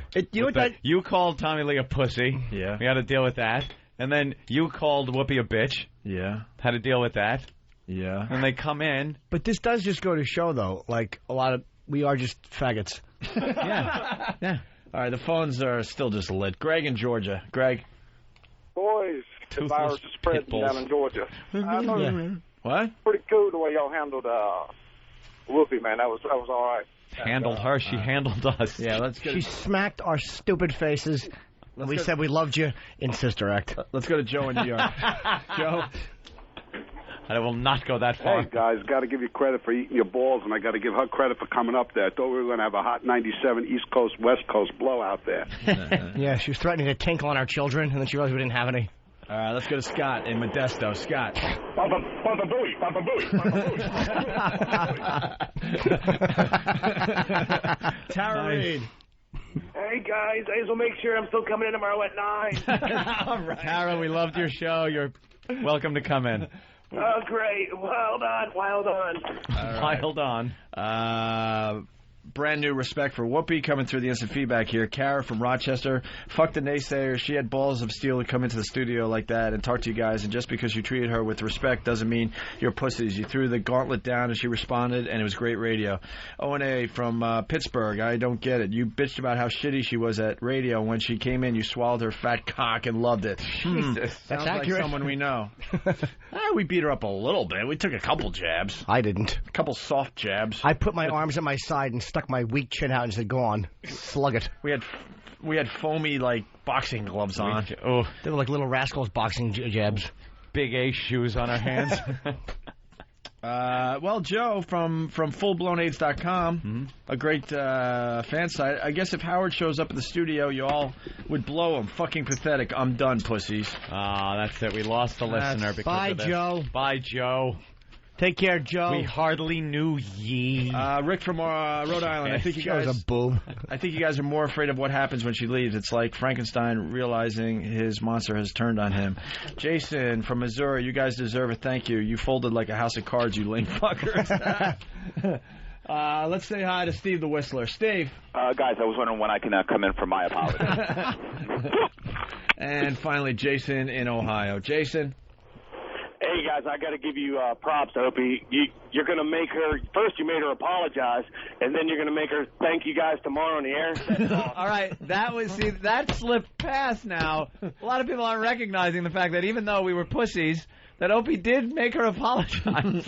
And like he always does to people that do not have to, shouldn't be apologizing. And thank you. And in fairness to me, I did point out that this show had poked fun at her. Wow, Jim. Jimmy. You really did go out on a limb there, don't fuck Jimmy. around. And I'm finally, not starstruck, ever. Tony Danza. Tony. Go to prayers. I'm coming in on Monday. All right. Guys, gotta say, love the show. Liked how you goofed on me and all. Oh, Tony, we think you're great. Yeah, You're dude, wonderful. They fucked you, because Ellen. Could you sing a little bit? All right, why don't we take a break? We'll regroup, get into some. And as I look outside, I see hysterical comedian Dustin Diamond. You might know him as Screech. He'll be working his way in. His big cock on the table. Oh, God. What happened? That is the only way we should have played it. Who would want to be fucking nasty to her when she came in? It's like you don't feel nasty. Why force it? I don't know how you would do that. What is it like?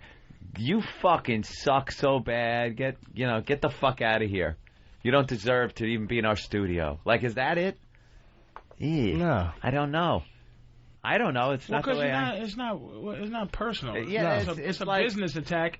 It's just like you say. It's not even a business attack because she is going for a completely different audience. Yeah, we just find things to goof on, and sometimes it's because we really hate the person. Other times because it's just bad radio. You don't ever hate any person. What person do you really hate except for? Mancow and Howard are two people that it's personal. But no one else is. It's like Whoopi, if you don't know Whoopi, you're just trashing her because she's on the show. Whoopi, yeah. She comes in, it's like, hi, and you're like, holy shit, you've been fans of her goofy movies, Super Cop and Cop 3 and... Wow. What Ghost? Right. Niglet Lawyer. Well, she was. Let's go to Donahue in Philly. Donahue. Yo, the last time I heard you guys shit your pants like that, you thought Bernie Getz was going for his gun. Well, Bernie Getz. We really did think he was going for a gun that day. We didn't shit our pants. We were he ran out of here when we pissed him off. Taking it back. We were being nice to him. You broke his CD, he thought. Oh, me again. Great. It's always me, right? But gotta give her credit. She did do her shit. So. Yeah, she came in. He ran out, and there's some kind of briefcase thing he brought with him, and he started reaching in there like he thought he had a gun that he could use. We did call her out on her shitty show. Someone's saying you didn't call her out on her shitty show. We didn't use that language. Yeah. Didn't say it was a shitty show. We said something like, different strokes, different folks. Different folks. That's kind of the same thing. All right, we're going to regroup. We'll continue with... And this is where it gets interesting, and it'll seg into the next thing we want to talk about today. This week, they're pranking Whoopi Goldberg, who debuted Monday on a different New York City radio station. The guy said... And it wasn't really pranking. Was it pranking? We just acknowledged she was on the air and just kind of laid into her. Yeah. She's doing a show that's pretty much aimed at women. And some of the stuff she was talking about we were goofing on it. We played it on our show and goofed on it. It was very easy to goof on. Yeah. Opie predicted it's going to be a complete disaster. She doesn't have the work ethic to put on a good radio show. Ooh. This is hard work. People don't realize that. This is what sucks about doing these articles the days in advance. Yeah. You would think if you pick up the Boston Herald today that we did the interview yesterday. No, I think we did it Monday or last week or something. Things happen. Because, boy, have things changed as far as Whoopi goes. I just want to read that one thing. The Herald. All right. Opie predicted it's going to be a complete disaster, talking about Whoopi's show, right? Yeah. She doesn't have the work ethic to put on a good radio show. This is hard work. People don't realize that. So we trashed her in the Boston Herald today because we did this interview about 4 or 5 days ago. Yeah. When we get back, we will give you the Whoopi Goldberg update. Complete with audio? Complete with audio from our XM show. Mm-hmm. You're not going to believe what happened. I'm not? Well, the faithful listeners already know, and the people that pick up the New York papers already know. I believe it. All you have to do is go on the internet and you know. So this is a stupid radio tease, but we'll get into the audio next. It's the One virus spreading across America. Right into the Whoopi thing. You want to set up the Whoopi thing for people? Oh, my goodness gracious. We do have a lot of new listeners in Chicago and San Francisco. They're just getting into the program. Let's see. The beginning of the week, Whoopi Goldberg started her new program. She's starting in the radio biz. And she had her show, and we had listened to a little bit of it and decided that it stunk. That's what we said. We go, this show stinks.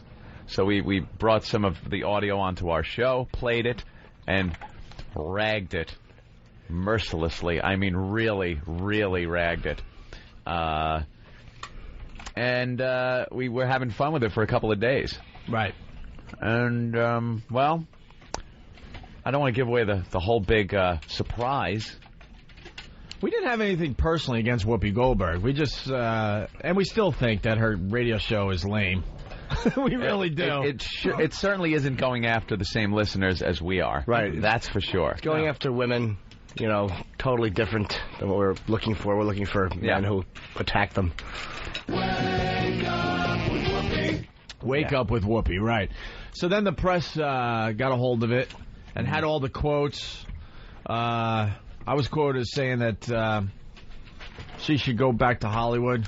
Yeah, that was one of them. But I said it a little differently. I said, go back to Hollywood, you bitch. You did say that. And then yes, she sir. had Yes, sir. Then she had to mention Howard Stern, because I guess people think that's the way to get to us. Yeah. Just mention any type of Howard Stern thing, and these guys will go nuts. Ooh. So something about we're not worthy to walk in Howard's dust or something like that. Or the dust he walks in. I don't know, whatever. Something. And that made the paper. So it was getting ugly. The pests were attacking her radio show. Well, that was a big part of it. Our pests were tying up her phone lines and getting through and making ridiculous, retarded references to this very program on her airwaves and, upsetting her show. And yesterday, for this side of the Opie and Anthony show, we left you after just beating her up again. Yeah. Playing her demo tape, pointing out how awful this is. Yeah, we did that. And we went over to XM, and we continued our broadcast. Our potty mouth broadcast. And we were in the middle of something when this happened. Jimmy, turn around. Oh, holy Jesus. Mother of God. We're in trouble. You know something? You got bravo. You got balls. Bravo, Whoopi. Whoopi Goldberg in studio. Wow. Good morning. Good to see y'all. I understand you've been sending messages for me to come and visit, so I decided I'd come up and see y'all because I know you were concerned about a couple of things, and I really wanted to clear it up, because especially the whole thing about the what do you call it, the what? The stuff that you put on your sunscreen. Yeah, the sunscreen. Because I know you were concerned that black people didn't know anything about sunscreen, so I thought I'd come up and tell you your mamas were wrong. They put the wrong on you. Wow, she had all the info. We spent about, a half hour on our show talking about how she was reading the ingredients on a suntan bottle or something. Yeah. And we couldn't believe that someone would actually do this on the radio. Talk about how to apply it, the sunscreen, what is in it right. that keeps the sun's harmful rays off of you and what you should look for on the back of it. And we were like, no one's doing this type of radio. So we ripped it apart. And she came in, and as you can see, we just reacted like 3 just collapsible camera stands, just folded like tents. Fawning little bitches. Hi, ma'am. Hi. Feel free. Get her a Coke. Whoopi. We were in the middle of making fun of somebody, and next thing you know, she's in our studio. Eric Logan from XM set the whole thing up. She walks right in, sits down. Jimmy's like looking at Anthony, laughing his ass off. And you heard the clip. I said, Jimmy, turn around, and there's Whoopi like 3 feet away from Jimmy. Right next. And I had looked to my right, and I saw Elo walk by on the outside with that abominable shirt he had on, and I just turned. I'm like, Elo's here. That was just like, all right, whatever. And then I just turned around before she came into Eyeline, and it was kind of weird. Yeah, that was a shock.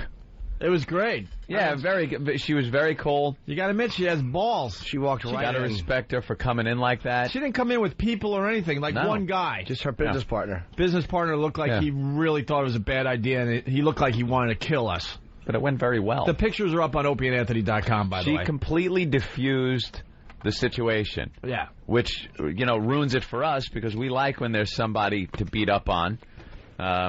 We like when there's a new show in town because we can pick it apart and, make it look silly. And she was really nice and came in and diffused the whole thing. This is making headlines all over the place today. All over the place, except for the New York Post, because to them this isn't a very important radio story. Everyone else in radio thought it was a very important story, and we're getting killed. They talking about if standards are coming back, the standard format? Right. If a Showtune station can be starting up somewhere? We're getting killed today by the press, and I say that's okay. Why? Yeah. This shows another side of us. Well, a lot of people expected us to jump out of our chairs and start strangling her or something. It's inconsistent. We've done this. This is completely consistent with what we've done in the past. That's Anytime we've been confronted with anybody, we're mouthy jerk-offs when you're not around. Get used to that. We're the 12-year-old idiot on the internet. Yeah. Without behind the keyboard, but then you knock on the door. Go to punch him in the face. Now, it's a kid. There's a difference. When it's something personal, we continue, and we will go right at you. And we have.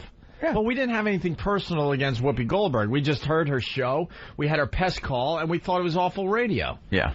And the type of radio that our listeners would not get into whatsoever. So we had fun goofing on it. We do it all the time. Like, we talk about that stupid Mantown show out there in Worcester. Yeah. You know? It's the same crap. Mantown. Well, here we go. There's more audio from yesterday's XM show. Now she talks about the pests. It's amazing. They just... nobody cares what we say, but the listeners affect everybody. By the way, who went through these clips? Why? All right, Than. I just want to make sure, because they should be curse-free, right? You listen to them so many times that even in the background you won't hear any kind of bad word or anything. Thumbs up by Than. All right. Hey, good move wearing the Yankees cap here in Boston. I like that. This boy's got gumption. Yes. You'll be beat up by noon. I'm wearing a Celtics jersey. I'm not stupid. Celtics sundress. That's the longest shirt I've ever seen. Down to his knees. Look at a little kid who wears like an adult. It's like a 1920s bathing suit. They gave us gifts. I'm wearing my gift. And I'm not wearing it to look good. I know it looks like a dress. I want to see it. I don't like the pants under it, though. I just want to see it like as a... I bet you would. Just him with no pants on wearing that like a dress. You know, I'll take that picture for you. I don't care. I haven't been shy lately, so... That would be very and I'm funny. sure E-Rock would enjoy taking that picture. Oh, please. Why don't you lay on your back like you're a great and photograph it as he walks over, like Monroe. Not Marilyn, but the one from Too Close. I'll do that during the break. The pictures will be up on opieandanthony.com from our visit here in Boston, all right? Monroe. Jim J. Bullock, where's the eye, faggot? So here's Stop more... touching that, Monroe. Here's more Whoopi from our show yesterday on XM as she paid us a surprise visit. Here's the deal. You know, I knew that I was going to get something from somewhere. And so I expected it, and it was cool. So... The fleas, what do you call them? The pests. The pests. That's funny. Why aren't you doing this stuff on your show? Because my show is geared to women in the morning, and that's what we're doing. That's why it's a whole different group. You couldn't jump on her, A, because she was right there and we're creeps. Right. And B, because she was being cool about it. She didn't come in as confrontational. She's like, I understand, but, could you not do it? The biggest part of it is the fact that she's not a radio person who would never do anything like that. Right. She's a comic. Stand-up comics know. Yeah. They're used to getting heckled on stage, so they know how to come back at it, and they know the best way to diffuse a problem. Some club owners will tell you, these dummies, like, if you get heckled, just keep doing your act. And it's like, that's what most radio guys do. Just pretend it's not happening. But like, there's something inside of her that was like, look, I don't care what these guys are doing. I want to look at them in their faces and tell them. There was like a really, even if she didn't win the confrontation, she had to be in the room with us and look at everybody in the face and tell them what she wanted to say. Yeah, whether her coming in bashing us or her coming in and being nice, she knows as a comic what the best way to diffuse the problem is. When you're on stage and you get a heckler, you know the best way to handle them so you can continue with your act. Dude, this heckle line I use, any comedian out there can use this. If someone's heckling me, I'll go, strap in. I'll go, sir, they didn't pay to hear you. That must just crack the place up. Dude, the whole place goes nuts. You'd be surprised. Sometimes it shuts him right down. Yeah. It's just terrific. One time a guy was yelling in the back, and again, I'd just be ready to dump out, Al. I go, hey, could you keep it down to a dull roar? Oof. Come on now, we're on broadcast radio here, Jim. All right, easy. Go back, sorry.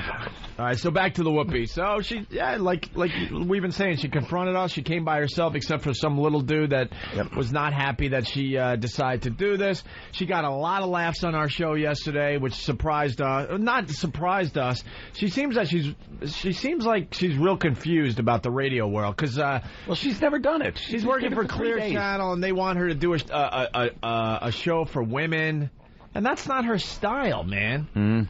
So let her just let loose, All right, here's some more audio from yesterday's XM show. Why do they have to show up? You ruined everything. You really did ruin everything. Damn it. We had weeks in us. I know you did. I know you did. September, ready to go. You can always come back and do it. But just let me establish the ladies first, please. Because here's what happened. Yeah. Because they jammed the phone lines? phones. You can't talk to anybody. All these women got really pissed off and said, you know what? If we can't talk to you, we're not gonna listen. And that kind of flipped everybody out. And that's she's asking for a truce. No, you know I'm not.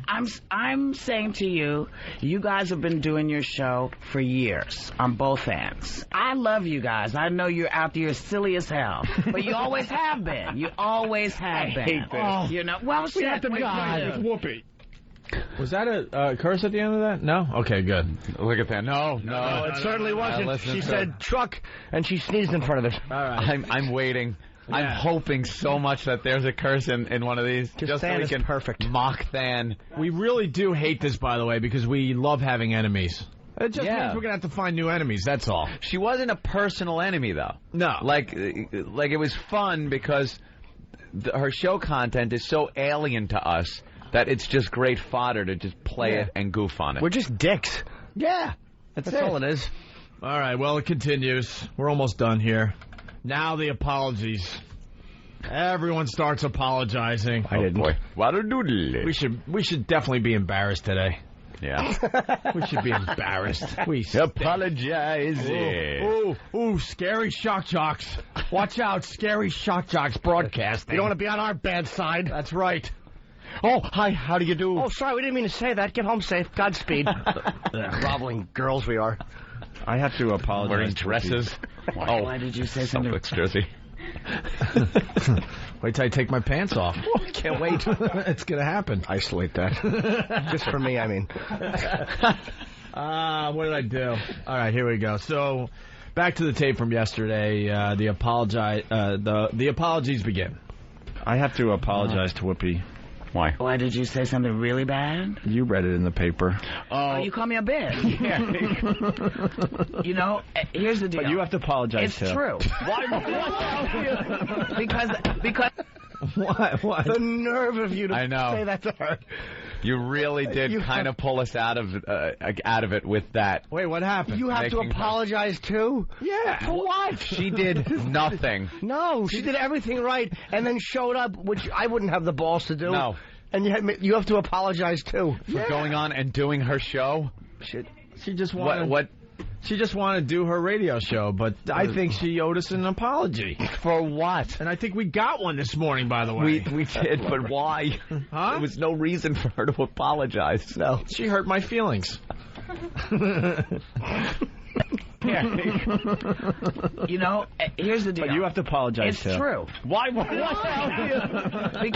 Because I said you don't know when I'm... And here's what I'm talking about. We can apologize first, because you have to apologize too. I apologize. Because you got to us a little bit with the Howard Stern thing. I'm sorry. Did I really? No, not really. I didn't. Full of bananas. Full of bananas. We just love seeing our name in the paper. We're in the paper again today, matter of fact. Yes, you are. So. Yeah, we're publicity whores. We know it. Whoopi, Hey. I apologize for calling you a bitch. You know what? It's okay because it's true. You know?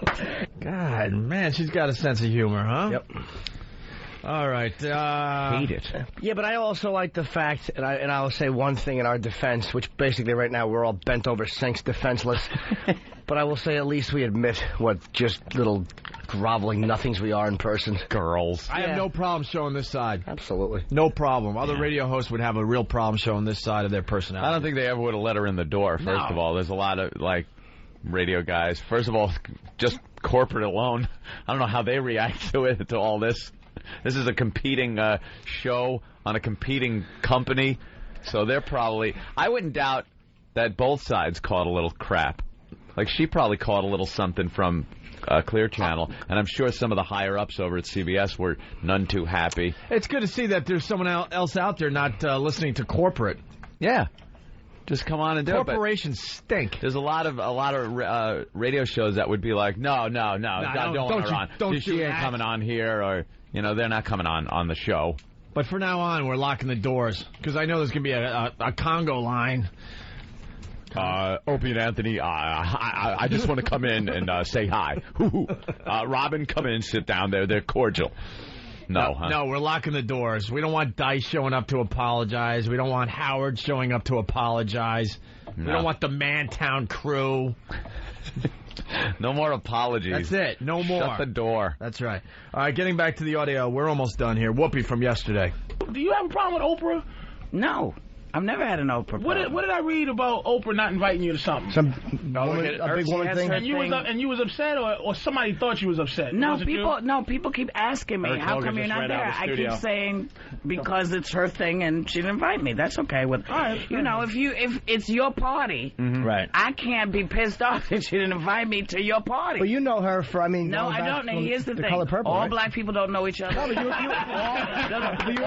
but yeah, but that was 21 years ago. We don't hang up. We don't hang out with it's just we're acquaintances, very, very mild acquaintances. All right, there you go. And all black people don't know each other. They do. They do? Yeah, they do. That wasn't even funny if I said it right. Yeah. It's less funny when you Eek. All right, and finally, the last Whoopi clip from yesterday. Hey, Whoopi, yes, baby. Could you thank us tomorrow? Yeah, because we absolutely. We're back live. You got big brass ones. Why are you guys uncomfortable? Why would she have to thank us? What? Huh? We didn't do anything to help her. No. You don't think we helped her? No, but I mean to thank us. I want to thank those guys. She got like 3 or 4 articles in the paper this week because of us. Oh, okay. Yeah, she owes us a thank you, and I heard we got a thank you when we got the audio. I want to hear that. She thanked us on her show today. Oh. Hey, Whoopi, yes, baby. Could you thank us tomorrow? Yeah, because we absolutely for the last 3 days we gave you a lot of attention in New York radio, and I think a thank you's in order. Didn't you hear me say good morning to all? Because even negative publicity is good. You know that. No, it's not. Sure, no, it's not. Bad publicity is good. Oh, any publicity. That's what they told me when I read O&A fired on the cover of the paper. It's like, yeah, that's good. Will you thank us tomorrow on your show? I will absolutely. Can I give you all my best and tell you thanks for making it at least thank you so much. Absolutely, and Whoopi. I'll see you. Can I come back sometime? Yeah, you can absolutely come back. And do you mind though if a couple times if you hit on a subject, can we just kind of talk about it a little bit? Please do. If we're nice, please do it. No, and even if you're tearing it to shreds, it's cool. It's cool. Thanks for showing the rest of the country that we're a bunch of pussies. We really are. Talkers anonymously. We're just cowards. We get behind the screen door with our mother and yell something and then hide. That's just sissies. I saw her coming toward the door and I just went. And there you have it from yesterday. A love fest, wasn't it? It's disgusting. Good work, Dan. It's disgusting. How do you not respect the fact, though? Even most of the fans' feedback I got actually on MySpace and the emails, and they'll be brutal to you there even more so than on the phone, was like, hey, that was great of her to show up, man. She had balls. Most people wouldn't walk into the studio, and it was good. Yeah, few people were saying that, we were pussies. We were, but who cares? What are we going to do? I know. The whole thing is play it out in your head. What would you have had us do if you wanted us to be vicious? Get up and punch her in the face? She was nice. Yeah. She walked in and she didn't come in like, I would have been furious if I had to confront people. I would have tried to put on my ballsy hat, and really walk. But she didn't. She just sat down and started talking. Our reputation's on the line, though. We need Chachi to get us a retard immediately. We got to knock him around a little bit. We got to show everyone we still have it in us. Kick around a retard. I think we have our pick, our own staff. Some of our listeners outside. Hey, that was just the highlights from yesterday. She did talk about the O&A pest, and they got a little too aggressive outside, I guess, where she broadcasts. Yeah. They confronted her and stuff. Mm-hmm. I had a discussion with my girlfriend on the drive up about that subject. Yeah. And we're thinking perhaps Whoopi's just a little paranoid. Oh, okay. Like I wouldn't doubt. I wouldn't doubt that a pest would do that. Yeah. But I'm thinking she goes confronting outside the building and walking right up to her, and then you think for 2 seconds ago, it's Whoopi Goldberg. If she's walking down the street, people are going to walk up to her. But I bet you that here's what happens. One thing about the pest, they are an irritating group, horribly irritating. But they don't threaten you. I mean, they're just kind of like obnoxious. Yeah. But they probably walked up to her and just said like, "Oh, hey, party rock," but then without menace. Yeah. But if you're the way they look. If your first couple days of radio, you're getting beat up and you're getting trashed on the air and you can't get your calls through, and all of a sudden these guys are approaching you, it probably freaks you out. That's probably what it was. Yeah. People don't do that in the movies. Yeah. Nobody approached her about Sister Act, or Ghost, and you see all Ghost sucks, all these. So that's probably just freaked her out a little bit. Before we radio put is stupid. Before we put this to rest, we should send her flowers or something. Ooh. I think the pests should send her flowers. The pests, yeah. Yeah. Yeah. Oh yeah. Do something nice for once. She was nice about it. That's like a diplomatic mission. It's like sending the Green Berets on some kind of a faggy diplomatic mission to deliver, like, aid.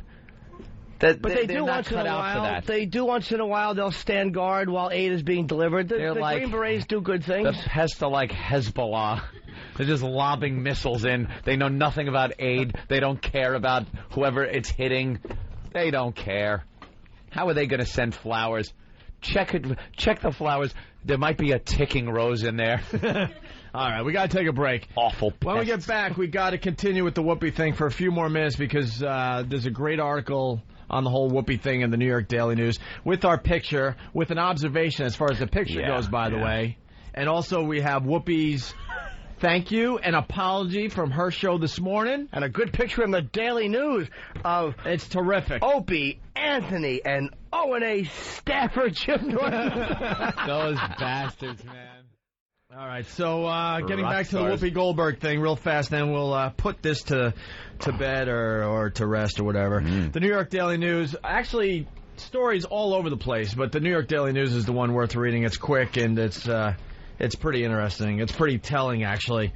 So you know the whole Whoopi Goldberg thing by now, hopefully. If not, you're just screwed at this point. We can't explain it for the fifth time. Look on the internet. The headline, Heart of Goldberg. Whoopi settles feud. Heart of Goldberg, huh? That's the headline. And they got a picture of Anthony and I and Jim Norton and Whoopi Goldberg in the New York Daily News this morning, okay?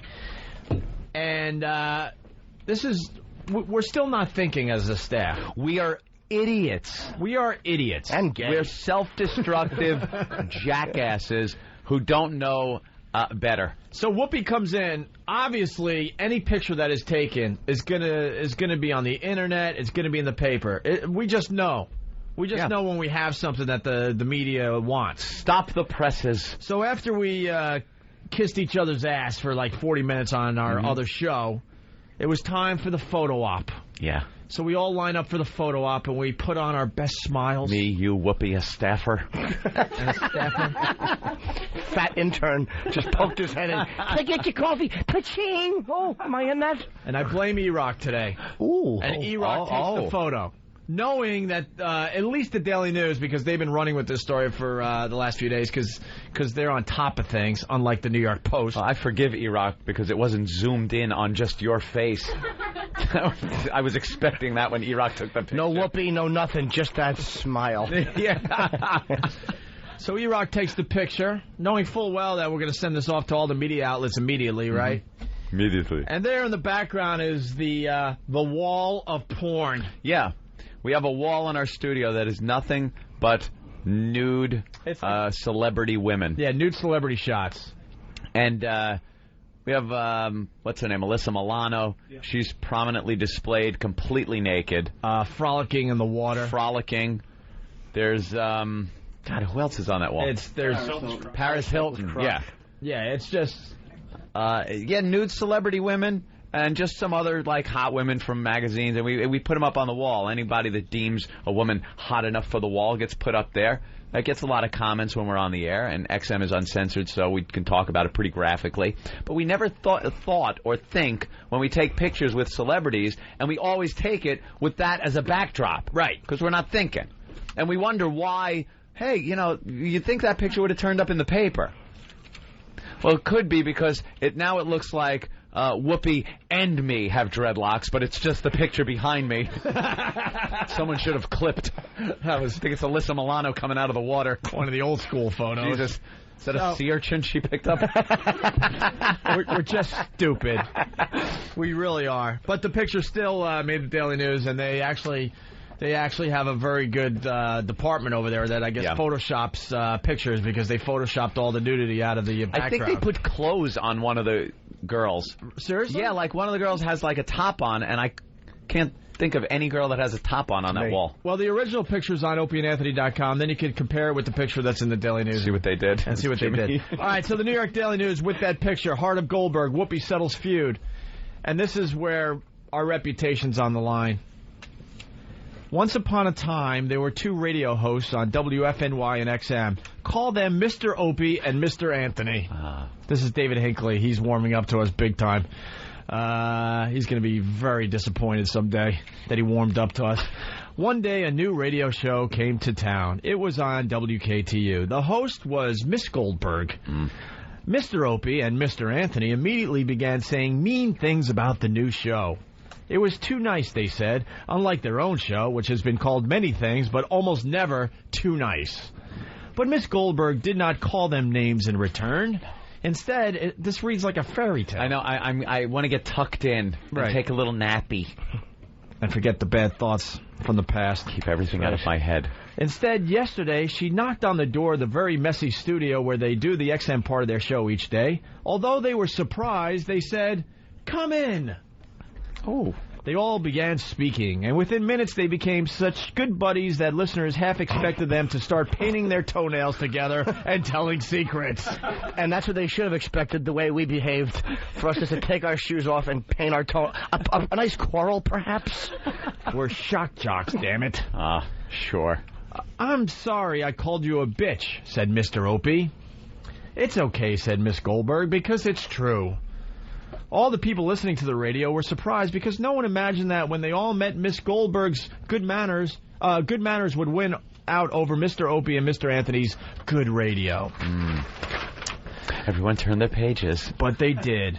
Paging Rodney King, apparently we could all get along. Nice reference from 20 years ago. 90 what? It's still a funny one. Yeah, Mr. Opie and Mr. Anthony did lament. So was the video. I'm sorry, I heard laughter at that Rodney King joke. I don't need to look to know that it was Kenny and Keith.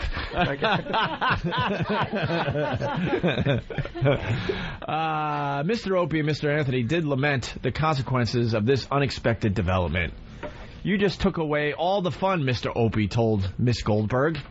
Who the hell are we going to rag on now, said Mr. Anthony. Oh, they will find someone. Meanwhile, for a feud that barely advanced past go, this one generated a lot of attention. So they all lived happily ever after. Thank you, Mr. Rogers. David Hinckley. What is David Hinckley writing? I don't know, but finally... Why did he write it like a bedtime story? I don't know. Where's my thing? I need a thing. My thing. To play the CD. What, a CD player? No, I need a thing. Oh, it's got to go in one of those cases? Remember these things? Yeah, that's the old days. From when we were rock jocks. Rock jocks. Here's the latest from Godsmack on the only station that really rocks. Are you the only station that really rocks? Are you? Because everyone else is playing elevator music, right? Dopes. I asked for a thank you from Whoopi Goldberg. Yeah. We got it this morning. We haven't heard this. We have not heard this at all. This went down this morning. You know, it's funny, Whoopi. Yesterday I asked you if you wanted to have some coffee after the show. Right. You're like, "No, I'm going shopping." Right. But you didn't go shopping. You lied to me. I didn't lie. I did go shopping. Oh, you did go shopping? Hold I made a stop first. I hate to make a stop, but that's Cubby. It's her sidekick. Cubby Bryant. Yeah. He's been in New York radio for quite a few years. You know, a music guy. Used to be on Z100, spin the songs. And he's the whitest guy ever. He's like a kind of a cherubish looking guy.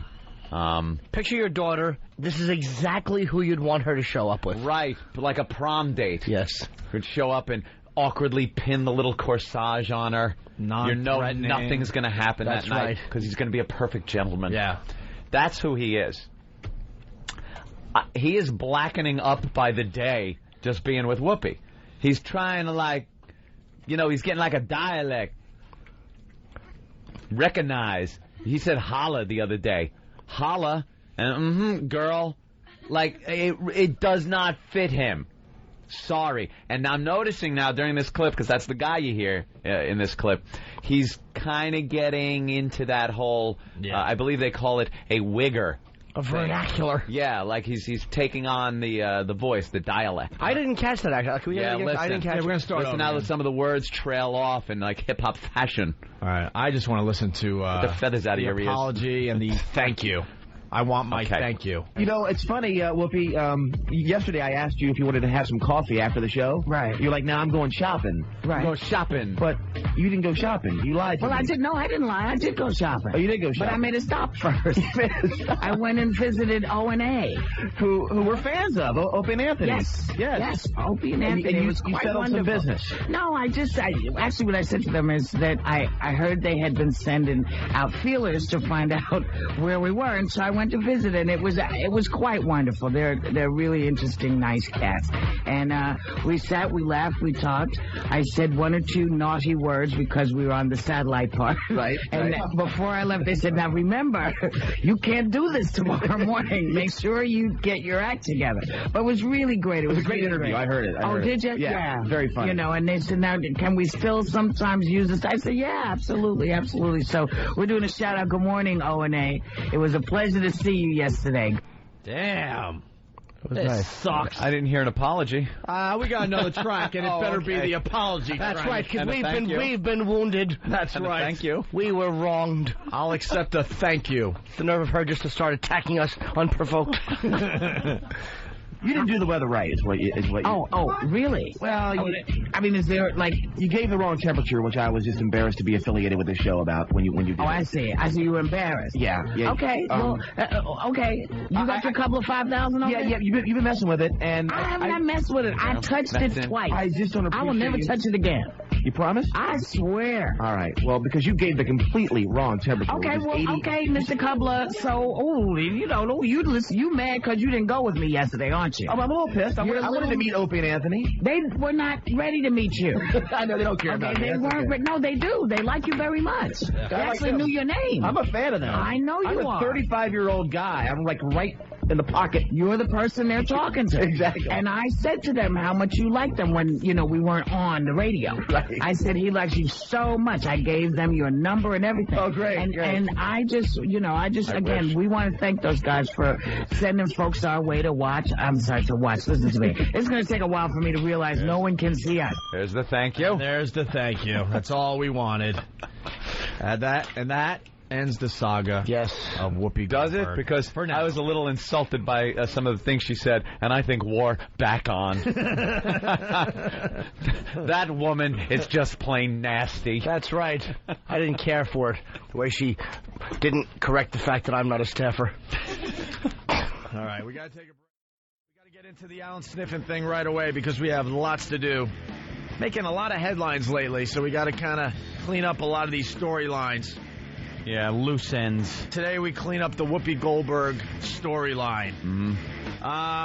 The quick review here, Anthony, or overview of the Whoopi Goldberg thing. Yeah, Whoopi got hired to do morning radio here in New York at first, and then she's going to branch out, syndicate to other markets around the country. She's never done radio before. Of course, you know her from her movies and her character on Star Trek: The Next Generation. And we kind of goofed around on her that she never did radio, and it's going to be a David Lee Roth debacle. Kind of goofed around on her? Kind of goofed around. Yeah, I'm kind of slowly getting into the fact that we hammered her show repeatedly joshed around for a bit. days on end about how silly. Can I use the word silly? No, how like crappy the subject matter was. She's going to have a tough time making a name in this business just because she's not doing what Whoopi's good at. Yeah. She's trying to do a nice radio show. It's going to fail miserably. Oh, wow. You're still standing by that. Oh, I said that to her. You could be friendly and still say you're going to fail. Yeah, she should really do that edgy comedy, and then she might have a shot. Well, do you think that the powers that be over there will let her, when they see like she's not making any headway, will just go, okay, go ahead, be Whoopi. They're going for the chicks. And I hate to say it to the chicks listening to us right now, but radio in general thinks chicks want to hear nice stuff. And the three girls that are listening right now are taking that to heart. They want to just hear nice things from their radio show. And we say BS. Ooh. The women have potty mouths as well. They do. They're filthy whores, some of them. And they like the edgy crap as well. Yes, you do. So then we goofed on her, beat her up a bit. The One Pest got a hold of her radio show and got through many, many times, making it kind of miserable for her because she couldn't do any phone calls and stuff. Couldn't take the calls from the women. So then Whoopi had the balls to walk into our studio and confront us. Mm-hmm. And we don't have anything against her personally, so we kind of ended up having a really, really good time with her. Turned out to be a very cool woman, so what are you going to do? And we have no problem with how it ended. None whatsoever. Okay? Alan Sniffen from the New York Radio Message Board. The mecca of all radio message boards. He's got a jingle. Here's Alan Smith. Can you believe this? All right, this is Alan Sniffen, and this Podcast. is Board Reflections for August 4th, 2006. MusicRadio77.com. Board Reflections, where I make comments about comments being made to the New York Radio Message Board, the mecca of all internet radio message boards. Things being discussed on the New York Radio Message Board.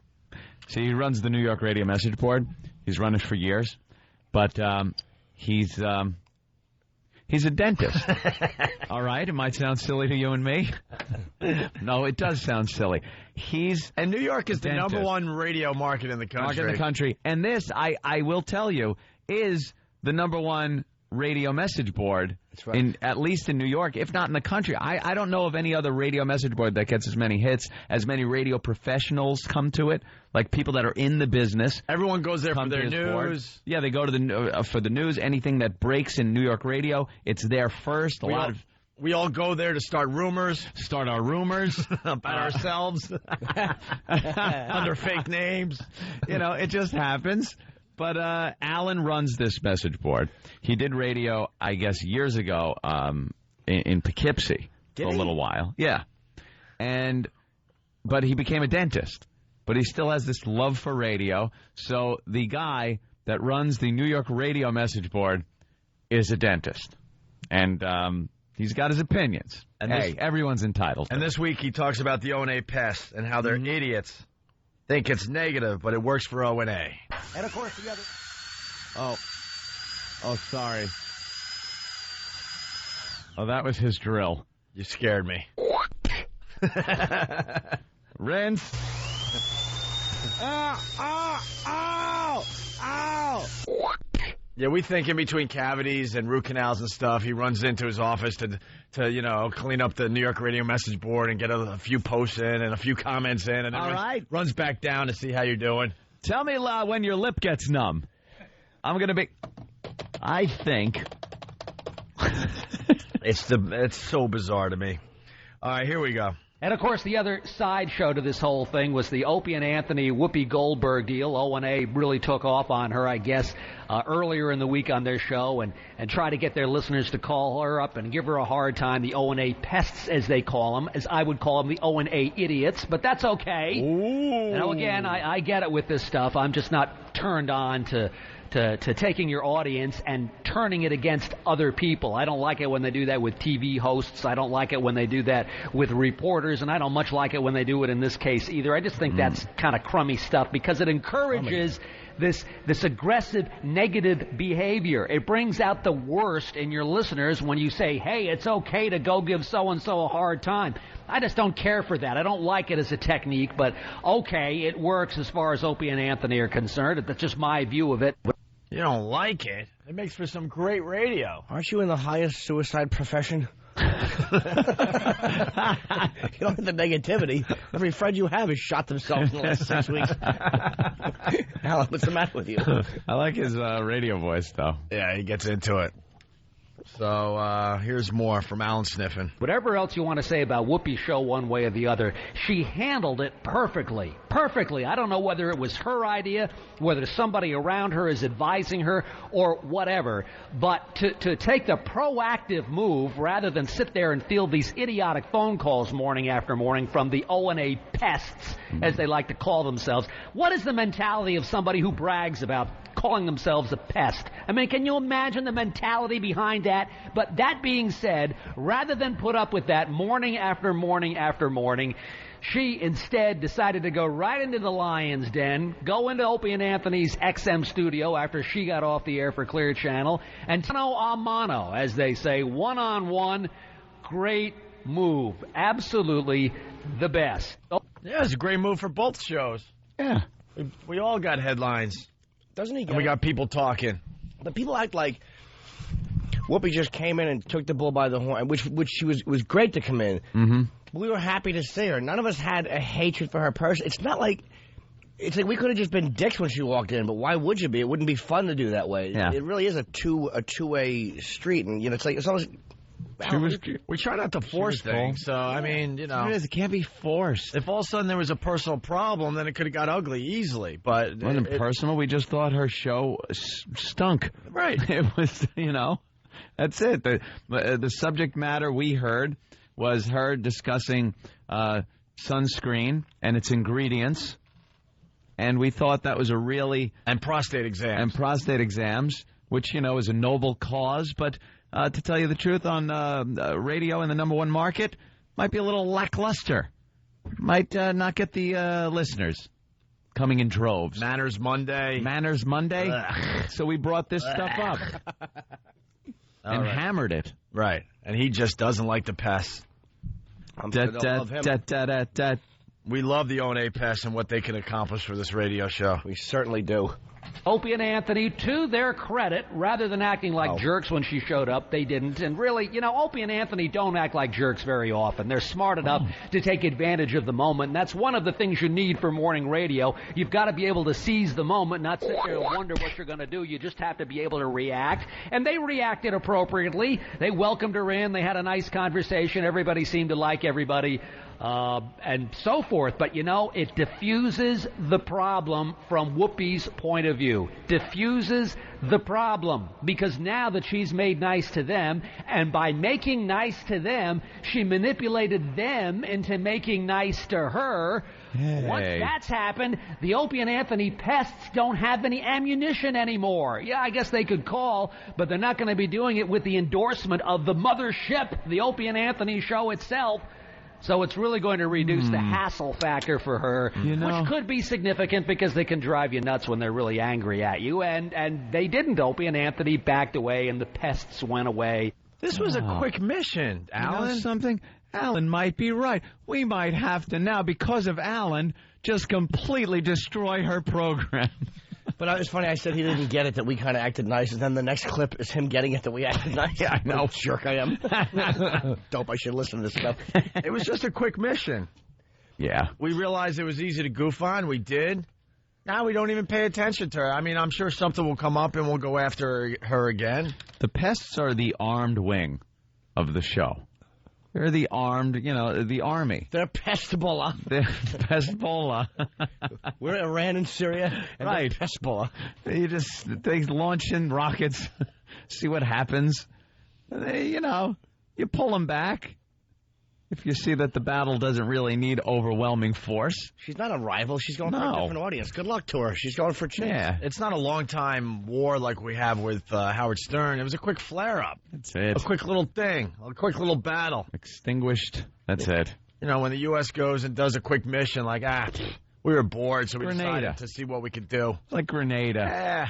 Something like that. There you go. We were never concerned with Whoopi or anything like that. The art of the topless. Anyway, what? Opie and Anthony, here's to us. Love Whoopi. Ooh. Jimmy, open our gift from Whoopi. In case it's a bomb, he makes me open it. What do you mean, tapes of our show? All right. Still joke about it. See, at any time, it could just get ugly again. Don't you worry. It's a big brown box. Yeah. Yes.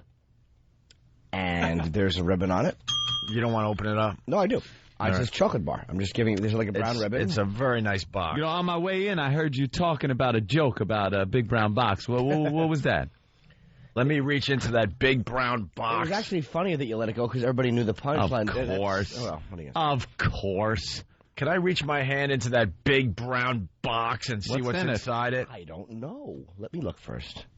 All right. You're opening up the big brown box. It's got foil on it. It's sort of like one of those foil wrap things that go around something perishable. How long has that been sitting in the office? It's a giant wrap thing, yes, around something that has probably spurled. I think we got it about a week ago because we've been gone for a while. It's wrapped in some sort of space-age polymer, I would say. Polymer? I have no idea. I don't know what that is.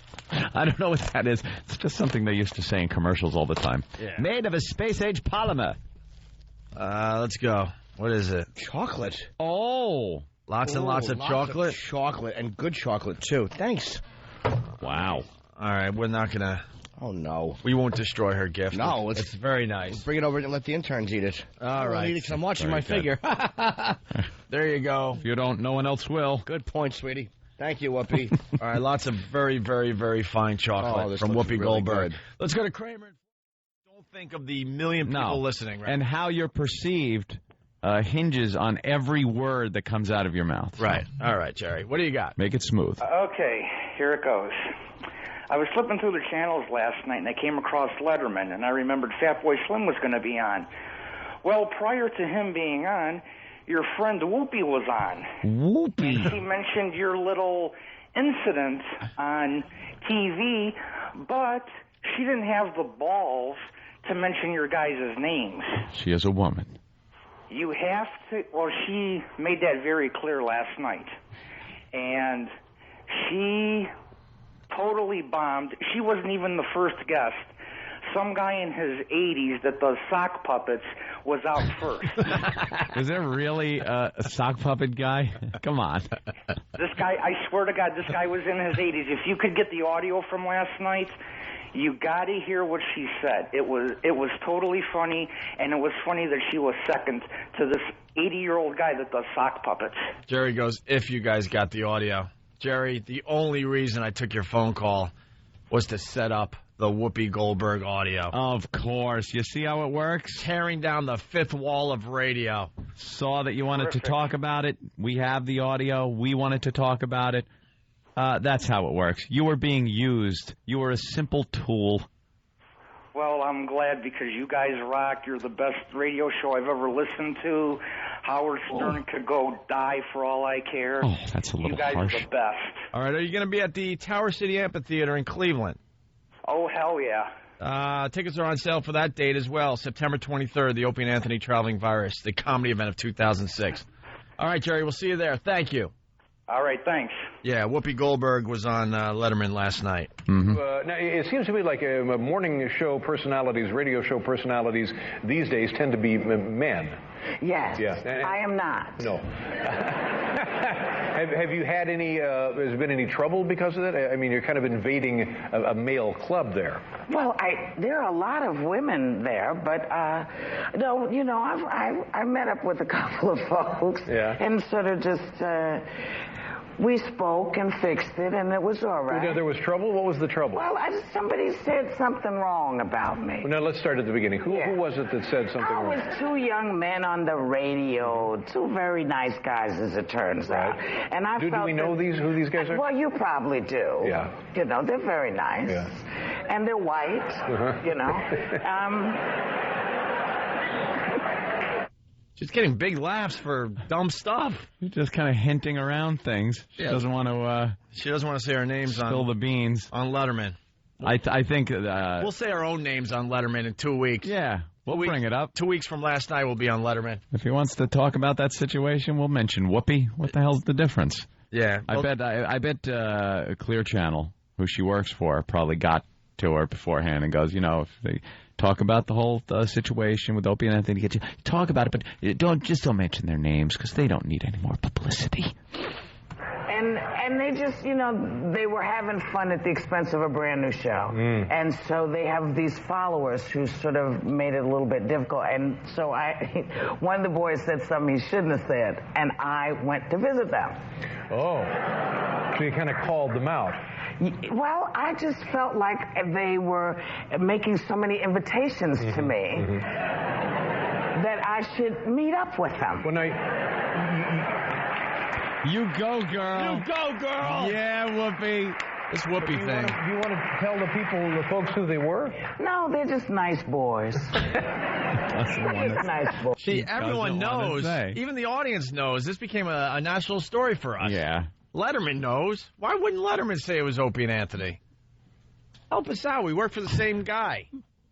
Be on your show. We're going to be on your show in 2 weeks. No, they're just nice boys. They're just nice boys. Nice boys with a radio show. With a radio show. That's huge. So what did you do? How did you just showed up? I showed up and I said, I heard you want to speak to me. And literally they were like this. Yeah. You got that And right. you know, look, my audience is not going to be anybody else's audience. My audience is folks my age with my size pants. You know, and they're kids and grandkids, and it's a whole different groove. And so I'm not invading anybody's space because this isn't being done. So that's what I'm doing. Yeah. So, and how was it once you? How much time did you spend talking with them? A good hour. An hour. I was on their show actually, and they were stunned. Yeah. They were stunned because. And did they come around? Did they apologize for saying bad things? Yes. Yes. What else could you do with me sitting there? Hey, didn't you make her apologize? Yeah. We got the tape. Yeah, we made her apologize. Whatever, man. It has legs, the Whoopi story. Yeah. It only helps our radio show. She's talking about it on Letterman. Everyone knows what show she's talking about. And there you have it. That should end this Whoopi thing. It's been going on for weeks now in the press. Well, something tells me on the 31st it might come up again. Yeah. Wake up with Whoopi. Oh, God, that awful song. Oh, is that a horrible song? Yeah! That's her little song. Oh. That's it? Yeah, this is what she plays every morning. Let me tell you, it will get stuck in your head. Hey, good morning, everybody. Yeah. Patrice was there when Whoopi showed up. To you. Yeah, Patrice was there. She came in the studio. She surprised everybody, and we didn't have anything. And some of the listeners just don't get it. We didn't have anything personal with her going on. Yeah, it was no personal thing going. No, we just think her radio show stinks. Yeah, we had deemed her show shite. Right, and I play that either. And when she was in studio, I did tell her that the show stinks.